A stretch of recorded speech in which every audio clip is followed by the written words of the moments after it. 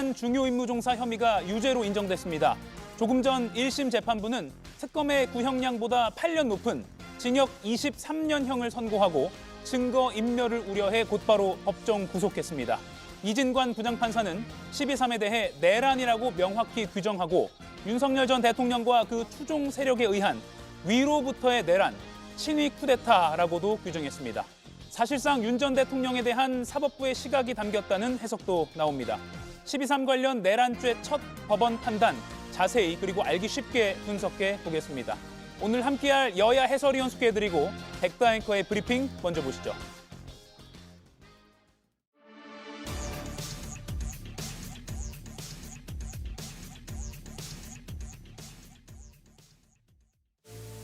불과 몇 시간의 계엄, 아마 근현대사에서 가장 짧은 계엄일 텐데 이것을 내란으로 몰아서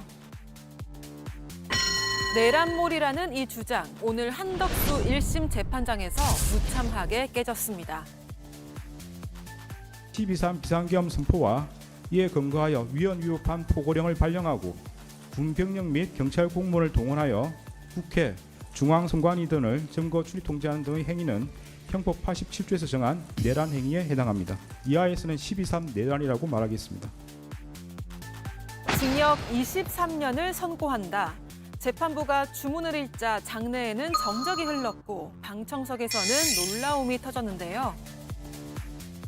저 비상계엄이 선포되는 당시에는 제가 전혀 인지를 하지 못했고요. 해제 국무회의를 마치고 사무실로 출근을 해서 제 양복 뒷주머니에 있는 것을 알았습니다.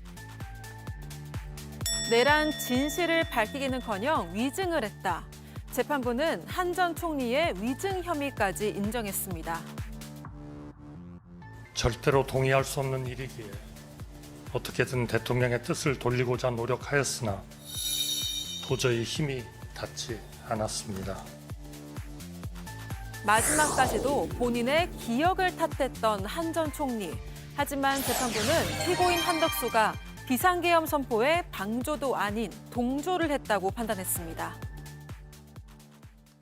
예, 오늘도 대한민국 현대사의 한 장면이 될 아주 준엄한 심판이 나왔습니다. 12.3 비상계엄은 내란이다. 오늘 법원의 첫 판단이 나왔습니다. 12.3 내란 사태 이후에 415일째에 나온 첫 판결입니다. 조금 더 들어보시겠습니다. 그 세부적인 내용이 복잡하므로 결론을 먼저 말씀드리겠습니다. 내란 중요임무 종사 혐의에 대해서는 유죄로 인정합니다. 그래서 내부자에 해당하는 피고인에게는 방조범이 성립할 여지가 없으므로 내란 우두머리 방조 공소 사실은 범죄로 되지 않을 때에 해당하게 됩니다. 형법 87조에서 정한 내란 행위에 해당합니다. 주문. 피고인을 징역 23년에 처한다. 예, 먼저 각 당의 입장부터 좀 들어보겠습니다. 신현영 의원님, 재판부가 12.3은 내란이다라고 명확하게 규정했습니다. 역사적으로 의미가 있다고 봐야 될 것 같아요. 그럼요. 지금 415일째 만에 비상계엄 12.3 이후에 내란으로 규정한 첫 번째 판결이었다는 면에서 상당히 의미가 있다라고 생각을 하고요. 그동안의 내란 우두머리 이런 용어를 쓸 때마다 국민의힘은 항상 내란 아니다. 아직까지는 내란으로 규정지지 않았다. 그리고 계몽령이었다. 유혈 사태 없었다. 이러면서 비상계엄의 그 상황을 어떻게 보면 축소하고 약화시키려고 했었던 것인데 그럼에도 불구하고 사법부는 내란이 명확했다. 친위 쿠데타이다. 그렇기 때문에 대한민국의 정치와 경제의 혼란을 상당히 초래한 부분에 있어서의 엄중한 처벌이 필요하다. 그러면서 한덕수 전 총리는 지금 23년 구형, 어떻게 보면 15년에서 훨씬 더 높은 구형을 받았는데요. 예. 현재 나이가 76세이기 때문에 23년 구형이 만약에 확정된다 그러면 99세까지 감옥에 있는 것이다. 그러면서 이진관 판사의 오늘의 판결은 결국에는 재판은 판결문으로 이야기한다라는 면에서의 의미가 있는 날이라고 할 수 있을 것 같습니다. 예, 김기용 의원님, 내란으로 규정을 했고요. 구형량보다 훨씬 높은 징역 23년이 선고됐습니다. 어떻게 받아들이십니까? 우선적으로 한덕수 전 총리 같은 경우는 본인이 이제 만류를 했다 그 부분에 돼 있고 그래서 처음에 검찰이 내란 관련해서 방조 혐의로 이렇게 우유를 하지 않았습니까? 그런데 이제 중간에 방조가 아니라 사실상 주요 종사 혐의로 이렇게 바꿨습니다. 근데 오늘 재판부에서 볼 때는 내부자에 해당되기 때문에 내부자인데 뭐 방조할 그런 게 아니지 않습니까? 나름대로의 어떤 핵심적인 역할을 했다고 보고 무엇보다도 계엄을 선포하는 데 있어서 국무회의의 어떤 심의 과정이 예. 적절하게 이뤄졌느냐 이 부분이 있는데요. 한덕수 전 총리 같은 경우는 이전에 재판부 전에 계엄이 일어났을 때 국무회의가 실체적 그다음에 절차적 흠결이 있다. 본인이 좀 얘기한 부분이 있습니다. 그래서 이 부분에 있어서는 어떻게 보면 본인이 이미 말을 한 부분에 있기 때문에 이 부분에 있어서 좀 본인이 적극적으로 방어하지 못했다는 부분 그리고 본인은 방어했다고 하지만 재판부에서 볼 때는 외형상 어떤 국무회의가 진행되는 데 있어서 역할을 했다. 그래서 책임성, 소위 말해서 대통령이 계엄을 선포했지만 그 다음에 국정의 2인자로서 계엄을 막지 못한 그 책임을 좀 강하게 지운 게 아닌가 싶습니다. 예. 하나하나 좀 자세히 짚어보겠습니다. 1시간 좀 넘게 진행됐는데 여러 말들이 나왔고 판단이 나왔습니다. 여러분께 핵심을 뽑아서 자세히 또 알기 쉽게 전해드리겠습니다. 두 법조인께도 여쭐게요. 내란 중요임무 종사냐 아니면 내란 우두머리의 방조냐 이 두 가지 중에 하나를 선택할 것이다. 뭐 이렇게 많은 예상이 있었는데 굉장히 서두에 바로 선택을 하고 재판이 진행됐습니다. 이승훈 위원님, 바로 내란 중요임무 종사다라고 한 시작 2분 만에 말을 했던 것 같아요. 아마 판사가 어떤 이유를 얘기하고 결론을 얘기하면 아주 오랫동안 듣고 있어야 되는 예. 거잖아요. 근데 결론을 얘기하니까 결론은 정해진 상태에서 내용을 듣기 때문에 조금 더 혼란이라든가 시간적인 것들이 기다리지 않고 알려준 것 같다 이런 생각이 들고요. 실제 뭐 처음에는 방조범으로 기소를 했다가 바꿨잖아요. 선택적으로 중요임무 종사자로 바꿨는데 네. 그건 아마도 재판부가 지금 내부자의 경우에는 방조가 안 된다. 아니 법 조문에 내란 수괴, 우두머리, 중요임무 종사자, 부하 수행자에 따라서 양형을 다 달리하고 있잖아요. 법정형을. 예. 그렇다고 본다면 한덕수 전 총리는 내부자이기 때문에 이 필요적 공범 속에서 포함돼야 돼서 그 중에 하나를 선택해야 된다라고 판단한 것 같고 그래서 이제 내란 중요 임무 종사자다 방조는 아니다라고 봤고요. 이제 내란이 되느냐 관련해서 그렇게 윤석열 전 대통령이 오랜 기간 동안 자신은 내란이 아니에요. 뭐 경고성 계엄에 불과해요. 이건 국헌문란 목적이 없었어요. 그냥 야당이 맨날 탄핵하고 예산 폭구하니까 보여주기식 계엄이었을 뿐이다.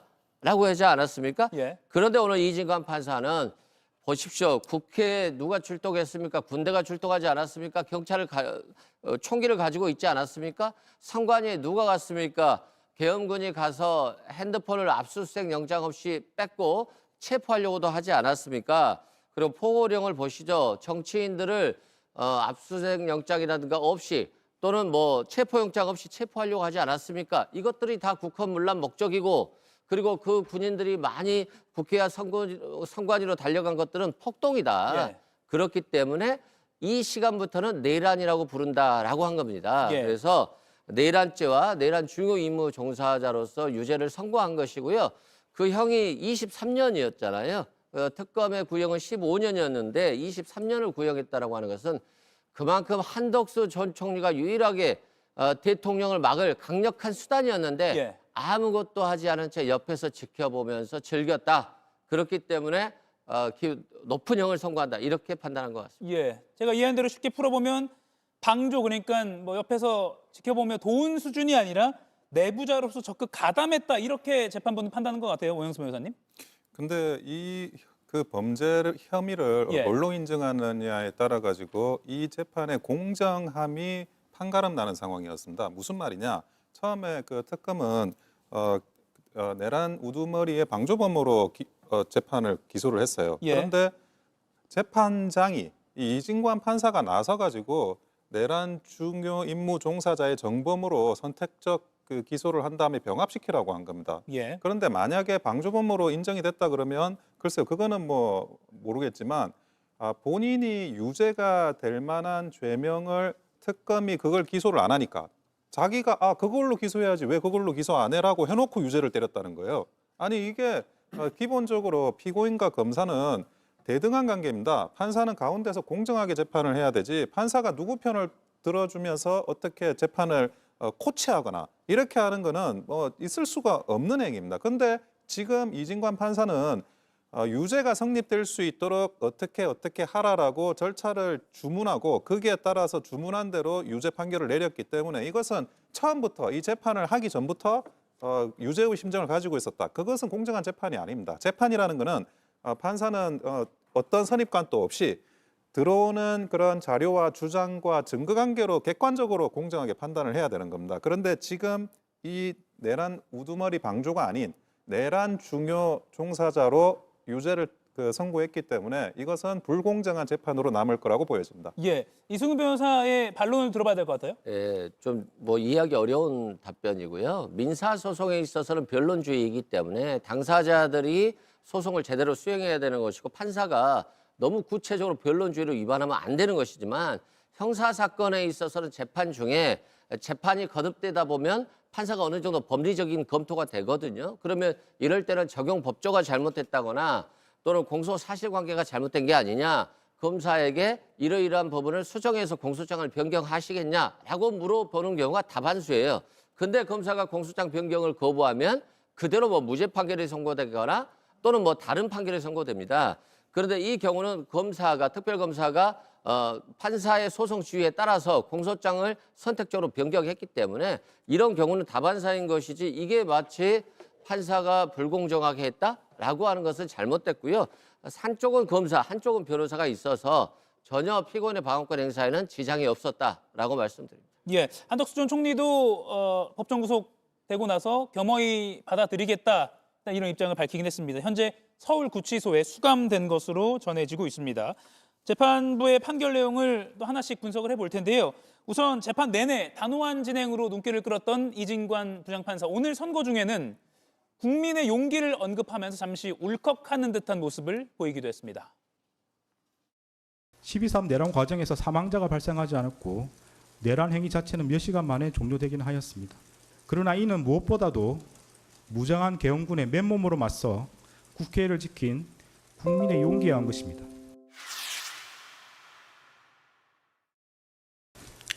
이에 더하여 이러한 국민의 저항을 바탕으로 신속히 국회에 진입하여 비상계엄 해제 요구안을 의결한 일부 정치인들의 노력, 소극적으로 참여한 일부 군인과 경찰 공무원의 행동에 의한 것입니다. 예, 한덕수 전 총리는 오늘 선고 후에 겸허히 받아들이겠다 이렇게 말했지만 지난 마지막 진술까지 기억이 불분명하다 이렇게 주장하기도 했습니다. 신혜영 의원님, 아까 국민의 노력을 언급하면서 재판장이 울컥했습니다. 이 부분 어떻게 보셨습니까? 그러게요. 이진관 부장판사가 73년생이더라고요. 그래서 비상계엄에 대한 경험이 기억이 얼마나 있는지는 모르겠는데 실제로 이런 그날의 12.3 비상계엄은 모든 국민이라면 깜짝 놀랄 수밖에 없었고 그날에 그래도 빠르게 수습된 거에 대한 국민의 우리 민주주의의 정말 회복에 대해서는 다들 우리도 감동하고 정말 대한민국이 이렇게 민주주의가 성숙했구나를 느낄 수 있는 아주 중요한 그런 역사의 한 순간이었다. 그러면서 이진관 판사도 이렇게 중요한 판결을 본인이 하는 것에 대한 나름의 의미심장함 그리고 결연함이 분명히 있었을 거라고 생각을 합니다. 그렇기 때문에 그동안에 국민의힘에서 주장했던 비상계엄에 대한 옹호 아니면 방어 이런 부분에 있어서의 뭔가 부정에 대한 부분들이 분명히 이런 판결에서 묻어난 거라고 저는 생각을 하고요. 결국에는 이런 친위 쿠데타가 2000년대에도 발생할 수 있었다는 거에 대한 사실은 엄중한 인식 그리고 다시 재발 방지해야 된다는 것 때문에 더 엄중한 판결을 할 수밖에 없지 않았나 그런 면에서의 판결문 쓸 때 상당히 많은 그런 고뇌와 번민이 있지 않았을까라는 생각을 하면서 이진관 판사가 워낙에 처음 재판 때부터 아주 냉정하게 객관적으로 중립적으로 하려고 노력했던 부분들이 오늘의 판결에서 묻어나는 것 아니냐라고 판단을 합니다. 예, 윤석열 전 대통령이나 한덕수 전 총리가 주장하던 게 사상자가 없지 않느냐. 네. 몇 시간 만에 끝나지 않았느냐. 그래서 이거는 경고성이었다. 이런 논리를 흘러갔잖아요. 근데 오늘 그게 국민들의 용기에 의한 것이었다라고 규정했습니다. 그러니까 결과론적으로 봤을 때 계엄 해제가 빨리 된 게 맞습니다. 근데 그렇다면 윤석열 전 대통령 측 변호인처럼 이게 처음부터 경고를 위해서 그 정도로 된 건지 아니면 국민들의 어떤 저항으로 인해서 국민들에 의해서 그렇게 된 건지는 내심의 영역이기 때문에 그건 잘 모르겠습니다. 근데 여튼 지금 재판부에서 볼 때는 대통령은 경고성 계엄이라고 하지만 그거는 믿기 힘들고 예. 결과적으로 국민들이 막았기 때문에 그다음에 국회의원들이 계엄을 해제했기 때문에 2시간이었죠. 계엄으로 끝난 거 아니냐. 그 부분을 그렇게 본 것 같습니다. 근데 다만 제가 이 지점에서 조금 의문이 드는 건 뭐냐면 내란 목적의 어떤 국헌문란의 어떤 목적성, 고의성 그 부분에 대해서는 뭐 그럴 수 있다고 보는데 가장 관건이 되는 게 폭동이라고 볼 수 있거든요. 근데 그 폭동이 규모적으로도 있어야 되고 또 지속성도 있어야 됩니다. 근데 그 부분에 대해서는 지금 재판부에서 군인들을 보냈고 선관위와 국회 쪽의 사람들을 보냈기 때문에 그 전제를 폭동이라는 어떤 형법상 규정을 좀 지나치게 쉽게 한 게 아닌가 그런 생각을 하고요. 그러다 보니까 어떤 표현을 썼냐면 위로부터의 어떤 내란, 그다음에 쿠데타 이런 표현을 했습니다. 예. 우리가 비교할 수밖에 없는 게 1979년도에 있었던 12.12 군사 반란은 이 사람 같은 경우는 사실 대통령이 아니었고 군사 반란이었습니다. 그렇지만 지금 우리가 다루고 있는 12.3 계엄 같은 경우는 대통령이 권력을 찬탈하기 위해서 한다는 건 어불성설이지 않습니까? 그런 측면이다 보니까 제가 볼 때는 재판부가 폭동이란 부분에 대해서는 구체성이 좀 떨어지는 판결을 한 게 아닌가 싶습니다. 예. 다만 재판부는 오늘 1심 선고에서 그 내란의 이 두 가지 요소죠. 국헌문란 그리고 폭동 두 가지를 모두 인정하는 판단을 내렸습니다. 조금 더 하나 더 자세히 짚어보겠습니다. 한덕수 전 총리가 했어야 했는데 안 해서 유죄가 된 부분 바로 국무회의에서 12월 3일 그날 밤 계엄 선포 직전에 국무회의에서 적극적으로 말리지 않았다 이 부분입니다. 반대는커녕 사실상 동조했다고 재판부는 오늘 판단했습니다. 마치 당시 CCTV 영상을 상세히 국민들에게 묘사하는 듯한 재판부의 설명도 있었습니다. 윤석열에게 반대 의사를 표시할 때에도 별다른 의견을 표명하지 않았고 최상목이 대통령 집무실에 들어와서 설득해 보겠다고 말할 때에도 자신의 휴대전화를 사용할 뿐 별다른 관심을 갖지 않았습니다. 윤석열이 비상계엄을 선포하러 나갈 때에도 윤석열을 만류하지 않았고 오히려 윤석열에게 국무회의 심의를 마쳤다는 취지로 고개를 끄덕였습니다. 예, 이승훈 의원님. 즉 계엄 실행을 사실상 지지했다 이렇게 본 것 같아요. 우리 국민들이 생각하기에는 바지가랑이라 잡고 이렇게 좀 막 말렸어야 되는 거 아닌가 이런 지적들이 있었는데 재판부는 오히려 핸드폰만 보고 별다른 관심을 갖지 않았다 이런 표현도 있었네요. 저번에 구속영장이 기각됐잖아요. 그때 실제 바짓가랑이라도 잡고 말린 줄 알았어요. 말렸는데 말릴 수 없었다라고 했잖아요. 근데 오늘 보니까 CCTV 보니까 재판 과정에 있어서 자신은 말리지도 않고 최상목 전 경제부총리가 당신 뭐 앞으로 이렇게 공직생활 이런 식으로 마무리할 거야? 라고 하면서 큰 소리까지 쳤음에도 불구하고 가만히 있었잖아요.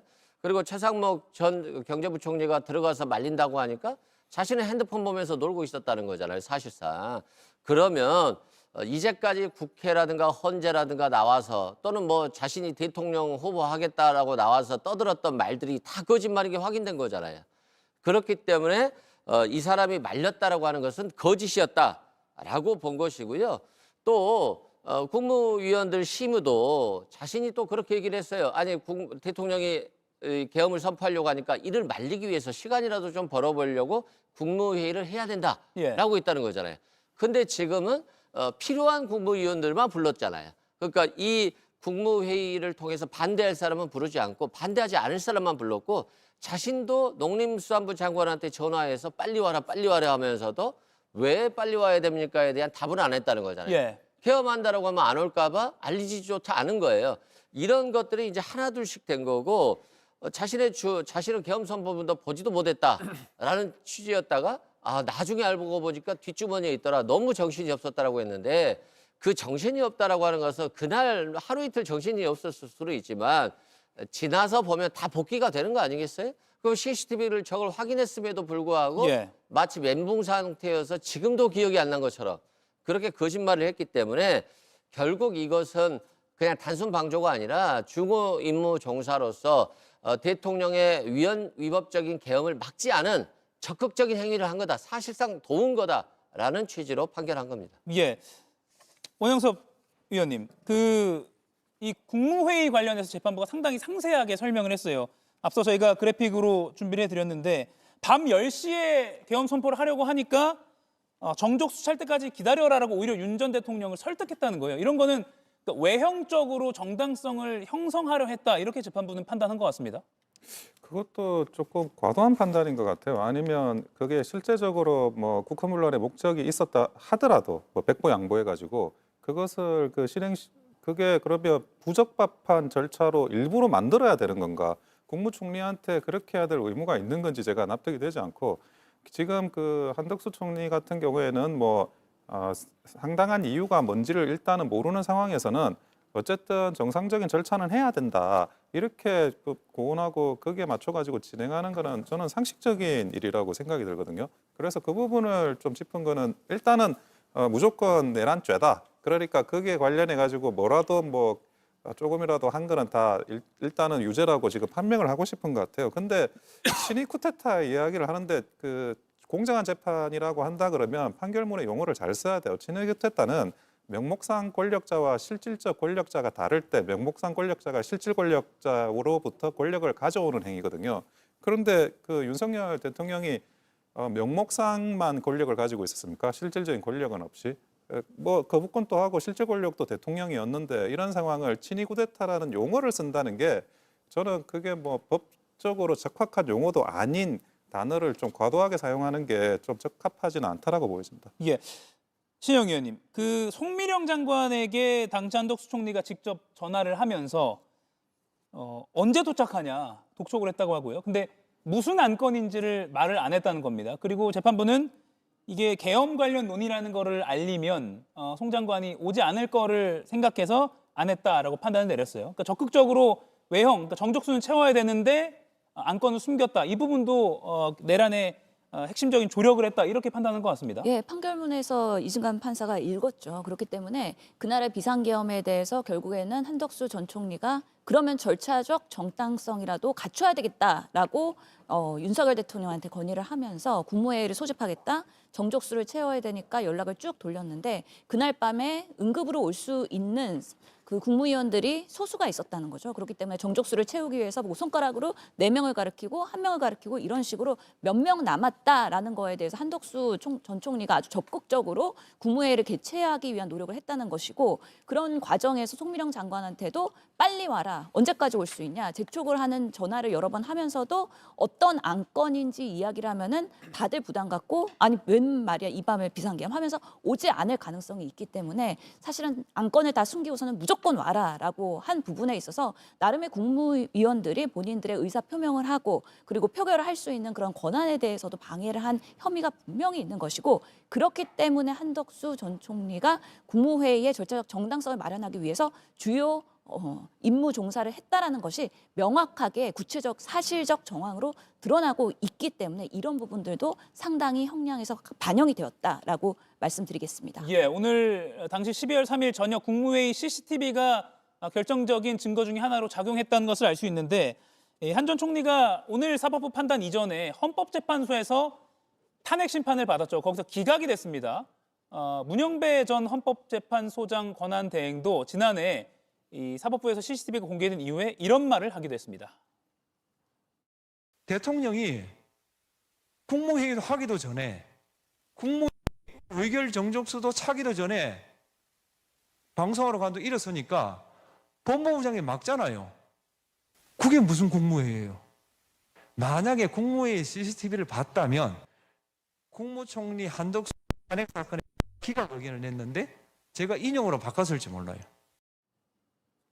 예, 한 대학 강의에서 나온 발언인데 이게 중간에 지지직거리는 거는 저희 잘못이 아니라 대학 측 영상이 녹화가 이렇게 된 겁니다. 이승훈 의원님, 당시 탄핵 심판 때는 그 국무회의 CCTV가 공개가 안 됐었어요. 그러다 보니까 탄핵이 기각됐다라는 평가가 나왔는데 이번에는 결정적인 증거가 나기 때문에 뭐 시간을 만약에 되돌려 본다면 탄핵 인용 가능성도 배제하지 못할 것 같습니다. 그렇죠. 그러니까 헌법재판소는 재판을 하면서도 강제 수사권은 없잖아요. 그러면 이래 법사위 측에서 제출한 것과 피청구인 쪽에서 제출한 것을 가지고 판단을 하게 되는데 그때는 CCTV가 제출되지 않은 거예요. 그리고 한덕수 전 국무총리가 그 당시 좀 연기를 정말 잘했어요. 자신은 윤석열 전 대통령을 말리고 싶었지만 그 말릴 수 없는 사람이어서 어쩔 수 없이 자신은 그냥 가만히 있을 수밖에 없었던 처지였고 그때 당시에 너무나도 당황스럽게 갑작스럽게 일어난 일이어서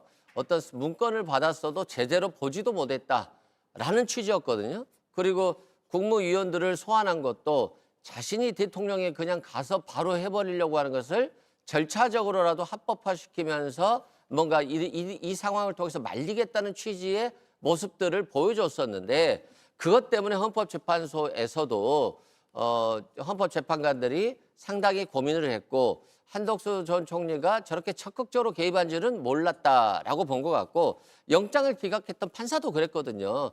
사실관계에 대한 확인이 필요하고 한덕수 전 총리의 행적에 대한 확인이 필요하고 법리적 다툼이 있다라고 했는데 한덕수 총리의 변명에 비추어 봤을 때 진짜 그런 일이 일어났을지에 대한 것들이 그 당시에는 CCTV가 제공되지 않았었습니다.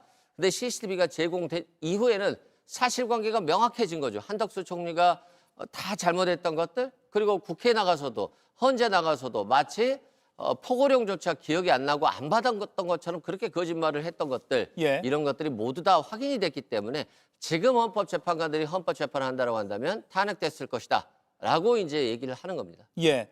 그리고 또 오늘 재판부가 판단한 내용 중에 이상민 전 행안부 장관이 JTBC를 비롯한 언론사 단전단수 지시를 윤 전 대통령으로부터 받아서 이행하려 했다 이런 의혹이 있었는데 오늘 한덕수 전 총리가 당시에 이상민 전 장관을 이 이행에 있어서 독려를 했다 이렇게 판단이 나왔습니다. 원영섭 위원님, 이거는 그러면 이상민 전 장관 판단에도 좀 간접적으로 영향을 줄 수도 있다 이렇게 보세요? 네, 뭐 이상민 장관도 재판을 받고 있는 상황이고 예. 한덕수 총리의 재판이 먼저 나왔는데 사실 인정의 개념으로는 좀 굉장히 좀 부정적으로 작용이 될 수밖에 없는 그런 사안이라고 생각합니다. 사실 그 지금 인터넷으로 기사도 송고하고 뭐 유튜브로 그 방송도 송출하는 이런 상황에서 단전 단수를 통해서 언론사를 장악한다라는 개념을 한다는 게 제가 솔직히 이게 납득이 안 되고 그래서 정말 저런 걸 논의를 했을까라는 부분에 대해서 좀 이해가 되진 않았는데 어쨌든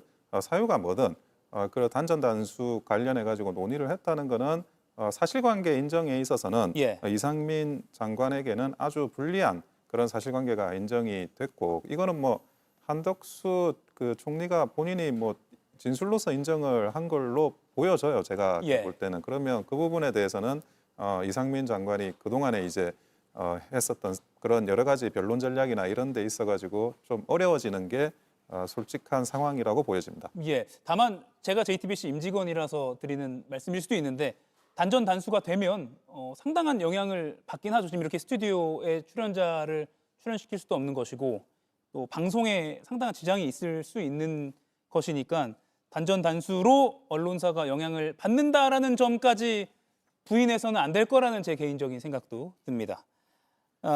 이진관 재판부가요. 사후 계엄 선포문 작성에 대해서도 유죄 판결을 내렸습니다. 한덕수 전 총리가 뒤늦게 12월 3일 당일이 아니라 12월 10일로 기억합니다.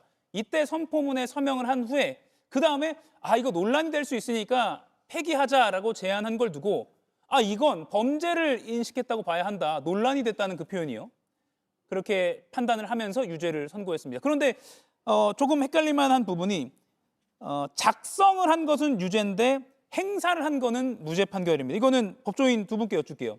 이승훈 의원님. 그러니까 만든 것과 이거를 그 종이를 썼다 이건 분리해서 판단하는 건가 보네요. 그렇죠. 그러니까 자신의 어떤 이권을 위해서 또는 뭐 이 사후 계엄 선포문처럼 이 계엄의 정당성을 위해서 그때 당시 안 만들었는데 나중에 그때 만든 것처럼 날짜를 바꿔서 만든 거잖아요. 이건 허위 공문서 작성죄인데 만들었으면 이걸 사용해야 될 거 아닙니까? 뭐 어느 기관에다 제출하거나 국회에다 제출해서 계엄 선포문 작성됐다라고 해야 되는데 이 사람들이 찝찝한 거죠.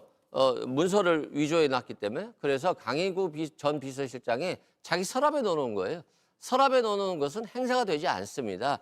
그래서 이제 행사는 무죄가 된 것이고요. 이렇게 범죄를 저지르면요. 납죽 엎드려서 잘못했다라고 해야 되는 것이에요. 그런데 범죄를 자꾸 치장하려고 범죄가 아닌 것처럼 이건 뭐 경고성 계엄에 불과해요. 자신들은 뭐 계엄을 할 생각이 없었어요. 이런 것과 마찬가지듯이 굳이 계엄 선포문도 없이 그냥 대충 이렇게 했으면 그걸 만들지 않았으면 될 것인데 합법화인 것처럼 가장하기 위해서 만들어서 공문서 작성죄가 허위 공문서 작성죄가 됐죠. 그리고 이걸 갖다가 절차에 따라서 폐기해야 되는데 절차를 거치지 않았어요. 그러니까 대통령 기록물법 위반이죠. 그리고 이 폐기 자체는 공영 서류를 무효로 만든 거잖아요. 손상시킨 거잖아요. 공영 서류 손상죄가 되는 겁니다. 범죄 사실 덮기 위해서 범죄가 3개가 늘어났고 결국에는 특검의 구형 15년인가요? 특검의 구형받아도 8년이 더 늘어난 23년형을 선고받은 것인데 예. 그만큼 범죄에 대해서는 잘못했다라고 인정하고 사과하는 것이 맞는 것이지 국민의 앞에서 이 대죄인 이런 내란죄를 범한 사람들이 지금까지도 잘못한 것이 없다. 이게 국민을 일깨우는 비상벨이다라고 하기 때문에 결국 판사는 높은 형을 때릴 수밖에 없는 겁니다. 예. 오영석 위원님. 그러니까 작성한 것은 유죄, 행사한 것은 무죄. 제 기억에는 윤 전 대통령도 이 부분은 비슷하게 이렇게 나왔던 것 같아요. 예, 근데 윤 전 대통령 판결은 근본적으로 다른 게 그 백대현 판사의 재판부는 내란죄 판단을 안 했어요. 예. 내란죄가 기소가 되게 된 재판부가 아니라서 완전히 순수하게 허위공문서 작성죄에 대한 문제만 판결을 하니까 이걸 할 수 있는데 지금 이진관 재판부의 재판부를 뭘 해야 되냐. 이게 내란죄와 이 허위공문서 작성이 분리된 별도의 사실관계냐 아니면 내란죄 안에 이런 일련의 과정들이 하나로 들어가 있는 사실관계냐 이 판단을 사실은 해야 되거든요. 지금 이진관 재판부의 판결에 따르면 정말 뭐 북한이 침략해가지고 진짜 비상계엄을 해야 돼요. 전시 비상계엄을 해야 되는데 비상계엄을 할 만한 그런 뭐 정말 전시 상황이 발생을 했는데도 국무회의 비상계엄 선포문 날짜 틀리면 그 사람은 별도로 허위공문서 작성죄로 또 처벌받는다는 거예요. 근데 이게 상식적으로 뭐 좀 납득이 되는지 그냥 내란죄 하나로 다 뭐 집어넣는다는 판결, 뭐 내란죄 어차피 유죄로 인정할 거면 그거는 법리적으로 좀 맞는 것 같은데 이거를 분리한다라는 게 글쎄 이거는 뭐 항소심 가서라도 예. 다시 한번 좀 법리상의 문제를 체킹을 해볼 필요는 있을 거라고 보여집니다. 예. 이제 뭐 무슨 말씀을 하시는지는 알겠는데요. 우리가 범죄를 저지르면요. 하나의 행동이 2개로 처벌되는 경우가 있어요. 이걸 상상적 경합이라고 합니다. 사기를 쳤는데 뭐 횡령도 된다는 2개의 법률 관계가 겹쳤을 때는 상상적 경합으로 해서 2분의 1 가중하는 것이거든요. 그래서 내란죄가 성립되는데 이 내란의 모든 범죄 사실들은 내란으로 흡수돼야 되는 거 아니냐라고 하는 것은 뭐 윤석열 전 대통령 측에서 주장은 할 수 있겠습니다만 받아들여질 가능성은 없다라고 말씀드리고요. 언젠가 이게 국민의힘이 이제 끊어줘야 돼요. 윤석열 전 대통령의 경고성 계엄이라고 하니까 패널들도 국민의힘 대변인들도 모두 나와서 경고성 계엄입니다. 경고성 계엄입니다. 하니까 당이 망해가는 거거든요. 그래서 1심 선고가 나오면 이제는 끊어줘야 되는 것이지 당대표가 못 끊는다라고 해서 굳이 국민의힘 당직자들이 못 끊을 이유가 없고 대변인들이 못 끊을 이유가 없잖아요. 당이 망하는 길을 선택하지 말고 당대표가 잘못하면 우리 당원들이나 당직자들이 그렇게 쓴소리 해줘야 되는 것입니다. 그래야 되는 것이 맞고 그것이 바로 한덕수 전 총리나 윤석열 전 대통령이 재판 나가서요 잘못했다라고 합니다. 그렇지 않으면요 계속 변명으로 일관할 겁니다. 한덕수 전 총리가 뭐 엘리트 중에 엘리트라고 평가를 받기도 하죠. 그리고 행정고시 일찌감치 통과해서 국무총리를 2번이나 역임하기도 했습니다. 그런데 오늘 징역 23년형 1심에서 선고를 받고 법정 구속돼서 서울구치소에 수감됐습니다. 신영 의원님, 정치적으로 봤을 때 관운이 좋다라는 평가도 받아왔고요. 그런데 오늘로써 뭐 언론에서 이렇게 말합니다. 한덕수의 몰락이라고도 부르고 있어요. 그렇죠. 대한민국의 역사랑 같이 해온 어떻게 보면 공직자라고 말할 수 있는 거잖아요. 50년 동안 국가의 세금으로 사실은 인건비를 받아왔고 그동안에 정말 유유자적하는 삶을 살았던 것으로 보이는데 어떻게 보면 김영삼 정부, 김대중 정부, 노무현 정부, 이명박 정부, 박근혜 정부, 문재인 정부, 윤석열 정부 모든 정부에서 사실은 그런 공직 생활의 커리어를 가지고서는 승승장구했던 한덕수 총리가 왜 윤석열 그 정부에서의 비상경을 막지 못했느냐 이런 부분에 있어서 국민들은 더 배신감을 느끼는 거죠. 그렇게 경험이 많았다면 그렇게 관료적인 시스템에 대해서 잘 이해하고 경험을 했다면 당연히 대한민국이 좌초되는 순간에는 그래도 옳은 길을 선택해야 되지 않느냐라는 부분에 있어서 한덕수 전 총리에 대한 상당한 원망이 있는 것이고요. 그렇기 때문에 더 엄격한 처벌을 받아야 된다고 생각을 했었고 실제로 정말 탄핵이 기각되고 구속이 안 되고 15년 형을 받았을 때 국민이야말로 멘붕에 빠졌었다. 근데 이진관 판사가 이번에 제대로 된 구형을 한 거 아니냐라고 생각할 수가 있겠습니다. 2024년 12월 3일 밤에 비상계엄이 선포됐죠. 그리고 그 6일 후에 한 전 총리는 공동정부 구상을 내놨습니다. 그리고 그 이후에는 대선 후보로 출마를 선언하게 됐습니다. 현 상황이 초래된 데 대하여 국무총리로서 무거운 책임감을 국무총리라서 못한 일을 대통령의 힘으로 반드시 해내겠습니다.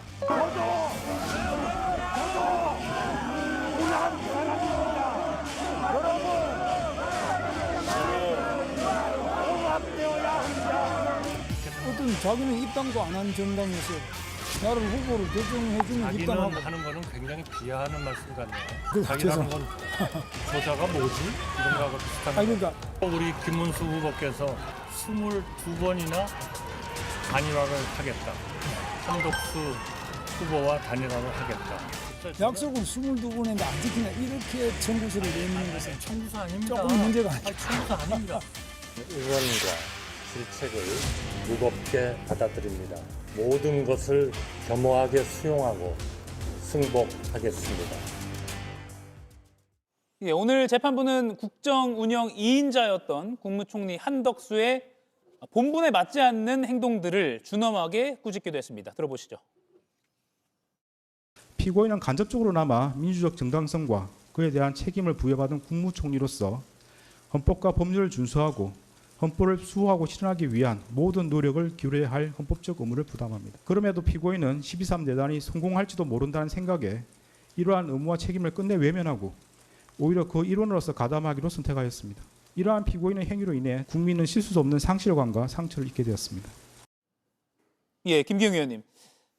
국무총리로서 헌법을 수호하려고 최선을 다해야 되는데, 즉 이 말은 규정이 맞지 않는 계엄을 선포하려는 대통령을 막았어야 한다라는 걸로 해석을 한다면, 그런데 계엄이 성공할지도 모른다는 생각에 의무와 책임을 끝내 외면했다. 일원으로서 가담하기로 선택했다라고 판단을 내렸습니다. 어떻게 보십니까?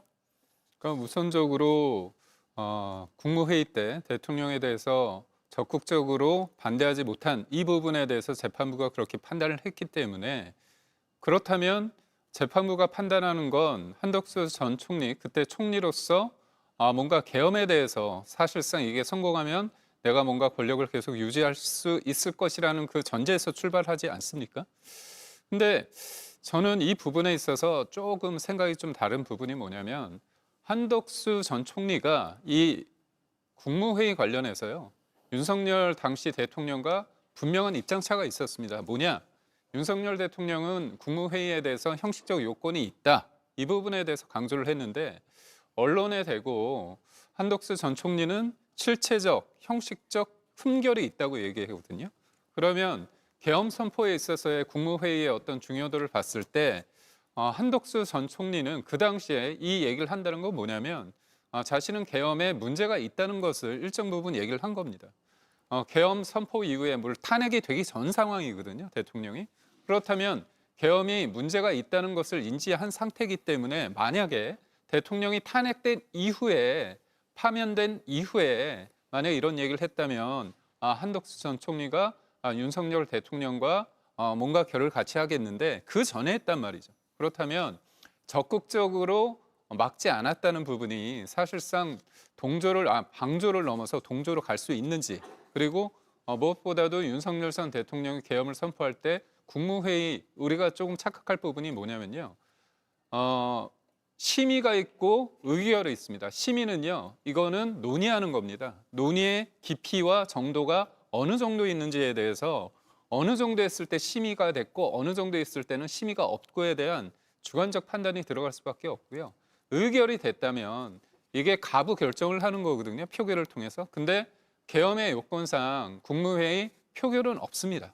그래서 저는 의결이란 그런 측면에 있어서 얼마나 적극적으로 반대했을 때 그렇게 했을 때는 사실상 계엄에 반대하는 거고 그렇지 않으면 사실상 동조를 넘어서 적극적인 가담자라 이렇게 규정할 수 있는지는 좀 향후 봐야 되지 않을까 싶습니다. 예, 이 말씀은 한덕수 전 총리가 공판에서 얘기했던 부분과 비슷한 것 같습니다. 자기는 반대의 의사를 표현했다 이런 취지거든요. 네. 그럼에도 불구하고 사실 우리 국민들은 아니 그게 어떻게 반대 의사냐. 충분히 반세를 했었냐. 정말 선포를 못하도록 정말 목숨 걸고 막았냐. 이런 부분에 있어서 국무총리가 본인의 그런 행사권을 제대로 행사하지 않고 결국에는 동조했다는 거잖아요. 그것이 오늘 판결문에 반영이 되어 있는 거고요. CCTV가 공개됐을 때도 보면은 실제로 동조하면서 국무회의에서 사실은 국무회의 연다 그러면은 모든 국무위원 다 불러야죠. 그러고서는 의견을 다 수렴을 해서 절차적 정당성을 따져서 이것을 진행할 것이냐, 필요한 것이냐, 헌법과 위법한 건 없느냐 이런 부분에 있어서 충분히 논의가 되지 않고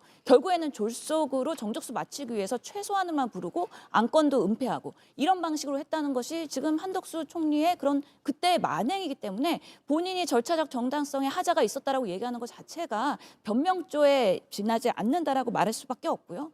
50년 동안 공직 생활했으면 그 정도의 정무적 판단도 못합니까? 지금 이 꼭두 새벽에 아니 비상겸이 웬 말이야 그러면서 정말 목숨 걸고 막았어야 되는데 그렇지 않았던 한덕수에 대해서 지금 계속해서 뭐 정치적인 행보를 하고 본인이 변명하고 또 기억이 나지 않는다 이런 방식으로의 그런 본인의 방어를 위한 변론을 하고 있는데 어떻게 한덕수 총리에 대해서 두둔할 수가 있겠습니까? 저는 24년보다 더 큰 선고를 받아도 마땅했다라고 생각을 하는 바입니다. 예, 그리고 이지간 부장판사가 양형 이유를 밝히면서 이 12.3 내란 사태에 대해서 사회적으로 어떤 의미가 있는지 어떤 부작용을 일으킬 수 있는지에 대한 점도 꼬집었습니다. 들어보시죠.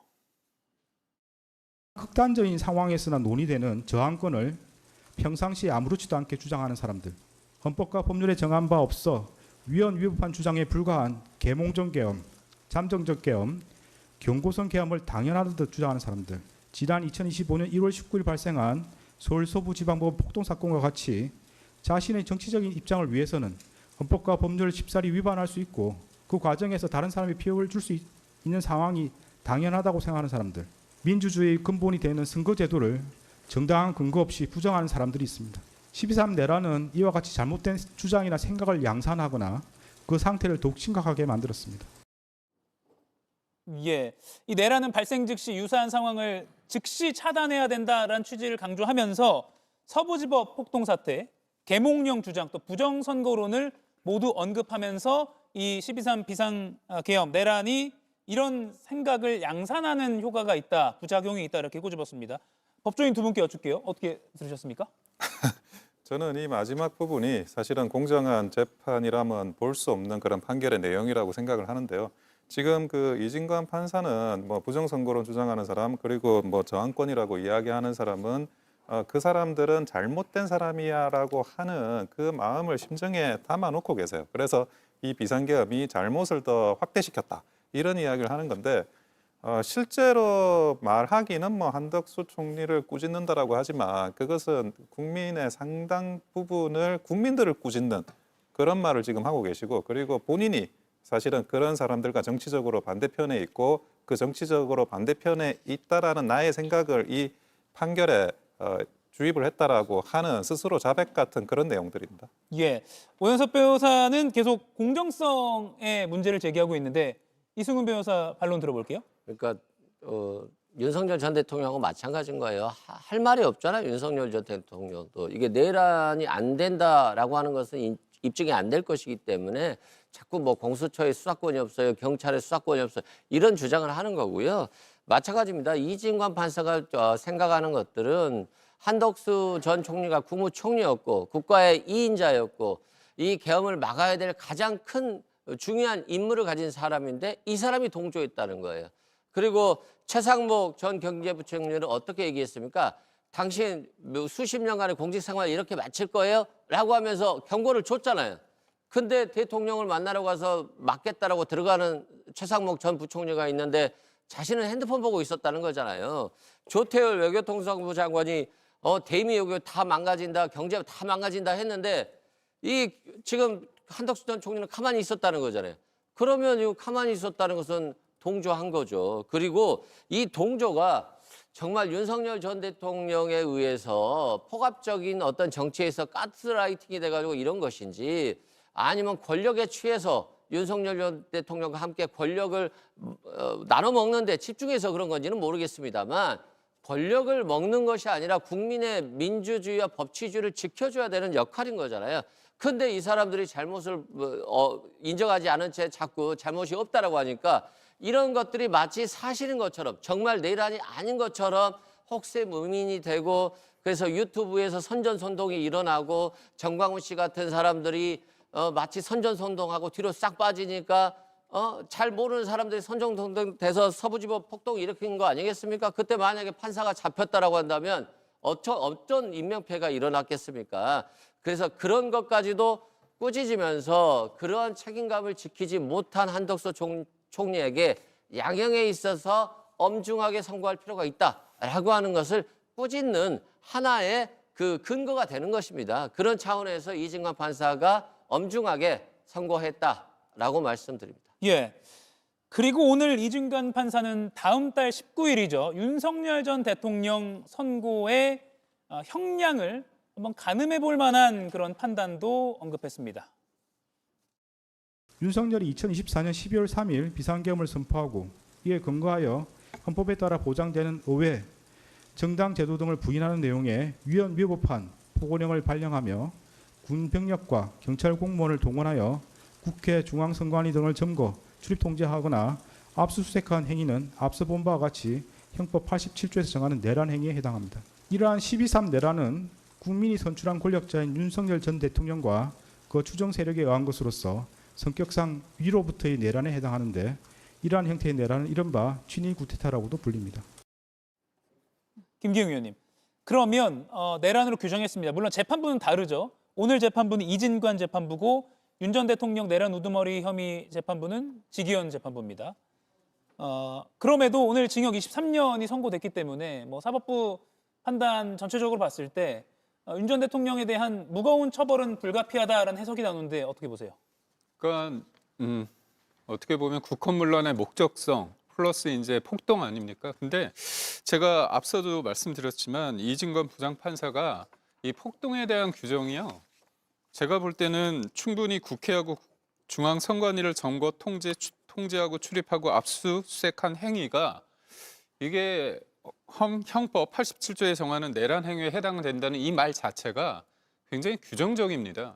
어떠한 이유 때문에 이게 해당된다는 게 없거든요. 제가 늘 말씀드리지만 이 폭동이라는 건 단순히 우리가 아는 그런 폭동이 아니라 지속성과 일정 규모의 규모가 있어야 되거든요. 그렇다면 법리적으로 봤을 때 이게 형법상 내란의 근거가 되는 폭동의 근거가 되는 이유에 대해서 설명을 해야 되는데 그런 구체성이 좀 떨어진 상태이기 때문에 제가 볼 때는 좀 선언적인 의미가 있다. 그래서 본질적으로 이거는 본인이 어떻게 보면 이 재판을 하는 데 있어서 물론 내란 주요 임무 종사 관련해서 했기 때문에 그 사람에 대해서 어떻게 보면 유무죄를 판단한다면 내란에 대한 얘기를 하겠지만 본료 재판 관련해서는 윤석열 전 대통령이 내란죄로 기소된 만큼 그 부분에서 본료가 나오지 않을까 싶습니다. 신영 의원님. 뭐 재판장에서 윤석열 전 대통령이 그렇게 주장을 했죠. 근데 뭐 2번, 3번 계엄할 수도 있었던 상황들의 증언이 나오지 않았습니까? 그렇기 때문에 지속성이나 이런 부분에 있어서 폭동에 대해서도 이진관 재판부가 인정을 하고 그리고선 내란을 규정했기 때문에 결국에는 지기현 재판부의 다음 달 19일 판결에선 이 부분에 영향을 받을 수밖에 없고 그런 면에서의 내란 우두머리로서의 구형이 이미 사형이 나왔기 때문에 이제 판결에 있어서는 사형, 무기징역 그 둘 중에서 이제 판단만이 남아 있는 것이다. 그 외에 고민거리는 없다라고 말씀드리겠습니다. 예. 오늘 오후 2시부터 한덕수 전 총리의 내란죄 1심 선고가 있었습니다. 내란 중요임무 종사 유죄가 확정이 1심에서 선고가 됐고요. 그리고 구형량은 특검이 징역 15년을 구형했는데 오늘 징역 23년으로 무거운 엄중한 처벌이 내려졌습니다. 정치권에서도 친한계 국민의힘 의원들은 반성의 메시지를 내고 있기도 하고요. 광주 5.18 관련 시민사회단체도 엄정한 준엄한 꾸짖음에 환영한다라는 목소리도 내기도 했습니다. 오늘 특집 이거야그 라이브 선고 내용은 네 분과 토론해봤고요. 박수현 민주당 수석대변인과 김성태 전 국민의힘 원내대표와도 이 질문부터 바로 한번 논의를 해보도록 하겠습니다. 네 분은 여기서 인사드리겠습니다. 고맙습니다. 3. 비상계엄은 내란이다. 국헌 문란을 목적으로 한 폭동이다. 선출된 권력자인 윤석열과 추종 세력에 의한 위로부터의 내란에 해당한다. 이른바 친위 쿠데타다. 친위 쿠데타는 많은 경우 성공하여 권력자는 독재자가 되었다. 위헌성 정도는 아래로부터의 내란과는 비교할 수 없다.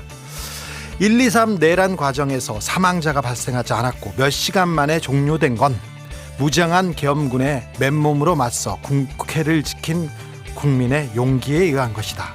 결코 1, 2, 3 내란 가담자에 의한 것이 아니다. 오늘 내란 첫 판결에서 한덕수 징역 23년 오늘 바로 법정 구속됐습니다. 세상에 정의는 반드시 실현된다는 걸 보여주었으면 좋겠습니다. 봄은 기어이 오고야 만다는 것을 알려주었으면 좋겠습니다. 자, 가장 중요한 이슈, 가장 뜨거운 이슈, 가장 나쁜 놈이 있는 곳으로 찾아가는 주기자를 알고 지금 시작하겠습니다.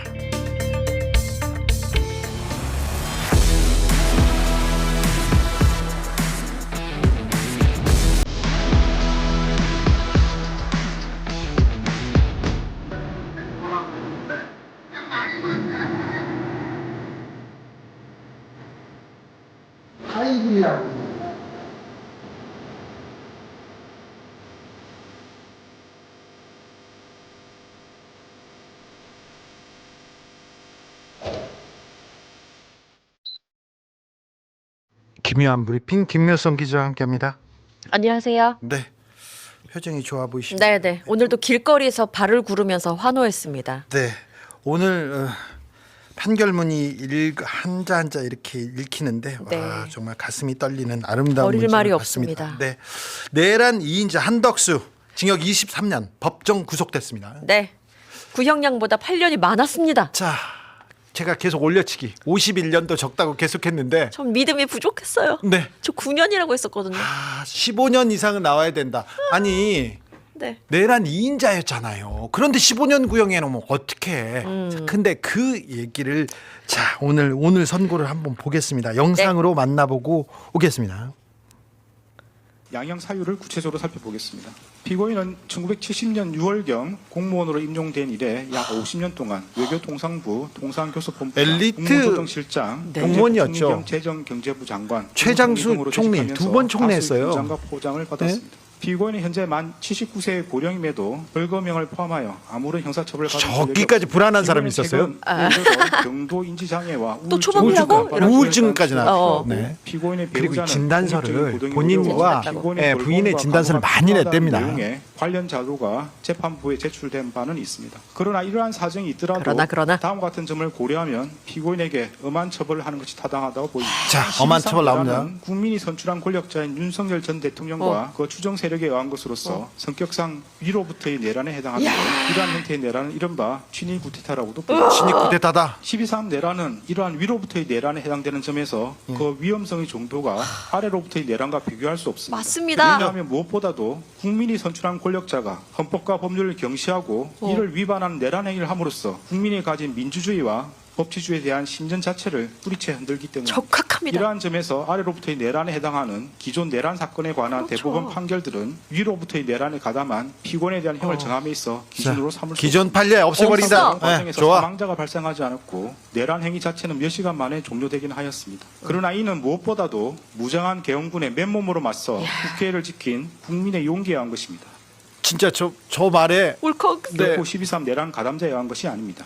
따라서 13 내란 가담자에 대한 형을 정함에 있어 피해 발생이 경미하였다거나 짧은 시간 동안 진행되었다는 사정을 깊이 고려할 수는 없습니다. 그럼에도 피고인은 12.3 내란이 성공할지도 모른다는 생각에 이러한 의무와 친이 책임을 쿠데타는 끝내 성공한다. 오히려 그러면 권력으로서 우리 가담할 권력은 것이라고 영원하다. 했습니다. 그 생각했어요. 피고인 재판 과정에서도 후유 그 진술을 번복하고 대통령이 지적합니다. CCTV와 같은 객관적인 증거에도 불구하고 아무런 기억이 나지 않는다고 주장하는 등 진실을 은폐하고 책임을 벗어나고자 할 뿐입니다. 자신의 범죄 사실이 탄로나 형사처벌의 기로에 서자 마지못해 최후 진술에 이르렀어야 국민이 겪은 고통과 혼란에 대해 가슴 깊이 죄송스럽게 생각한다는 취지로 진술하였지만 거짓말이 그 다 사과의 탄로나자. 진정성 인정하기 그렇죠. 어렵다. 빨리 피고인이 그런 진지하게 그 반성하고 거짓말들. 있다거나 자신의 범죄 행위로 인하여 국가와 국민이 입은 피해를 회복시키기 위한 어떠한 노력을 하였다고 볼 아무런 자료가 없습니다. 명문입니다. 이러한 점과 가슴에 그 밖의 새길 양쪽에 토건이 명문입니다. 되는 여러 사정을 종합적으로 명성고문입니다. 고려하여 주문과 같이 형을 정합니다. 자, 주문. 피고인을 징역 23년에 처한다. 자, 사법부가 살아있다는 걸, 법이 살아있다는 걸 느낍니다. 이진관 판사님이 존경합니다. 계속 얘기합니다. 다시 들어도 울컥합니다. 이렇게 맞습니다. 얘기하는데, 자, 백 부장 판사님이 매우 아름다운 명문장을 썼어요. 내용은 좋았었는데. 내용은 좋았는데 양형 기준은 양형 기준표에 중간을 딱 갔어. 네. 갔습니다. 그래서 15년 구형했잖아요. 네. 15년 구형했기 때문에 그걸 뛰어넘기 어렵다 얘기했는데 저는 계속 올려쳐야 됩니다. 올려쳐야 네. 됩니다. 51년도 적습니다. 계속 얘기를 했었는데 저는 약간 희망으로 들려가지고 그렇죠. 괜히 이러다가 기대가 꺾이면 더 실망이 크니까. 법을 아는 사람들은 또 법률가들은요. 이거 7년 정도 나올 거야. 네. 그러면요. 2심 가잖아요. 네. 그러면 거기서 내려가잖아요. 집행유예 나온다 생각했을 거예요. 그랬습니다. 그래서 몇 가지 한덕수가 작전을 걸었는데 네, 그게 안 먹혔는데 그 얘기를 좀 하겠습니다. 그- 무엇보다도 이번 판결 네. 내란의 첫 판단이었는데 비상계엄은 내란이다. 친일 쿠데타다. 이거를 맞습니다. 정리했습니다. 이 정의는 앞으로 재판에 두고두고 영향을 네, 미칠 네, 겁니다. 자, 지기현 판사도 무시 못할 판결문이 나왔습니다. 오히려 지기현 판사가 이것 때문에 마음이 편해졌을 수도 있다. 자, 영상으로 보고 갑니다. 네.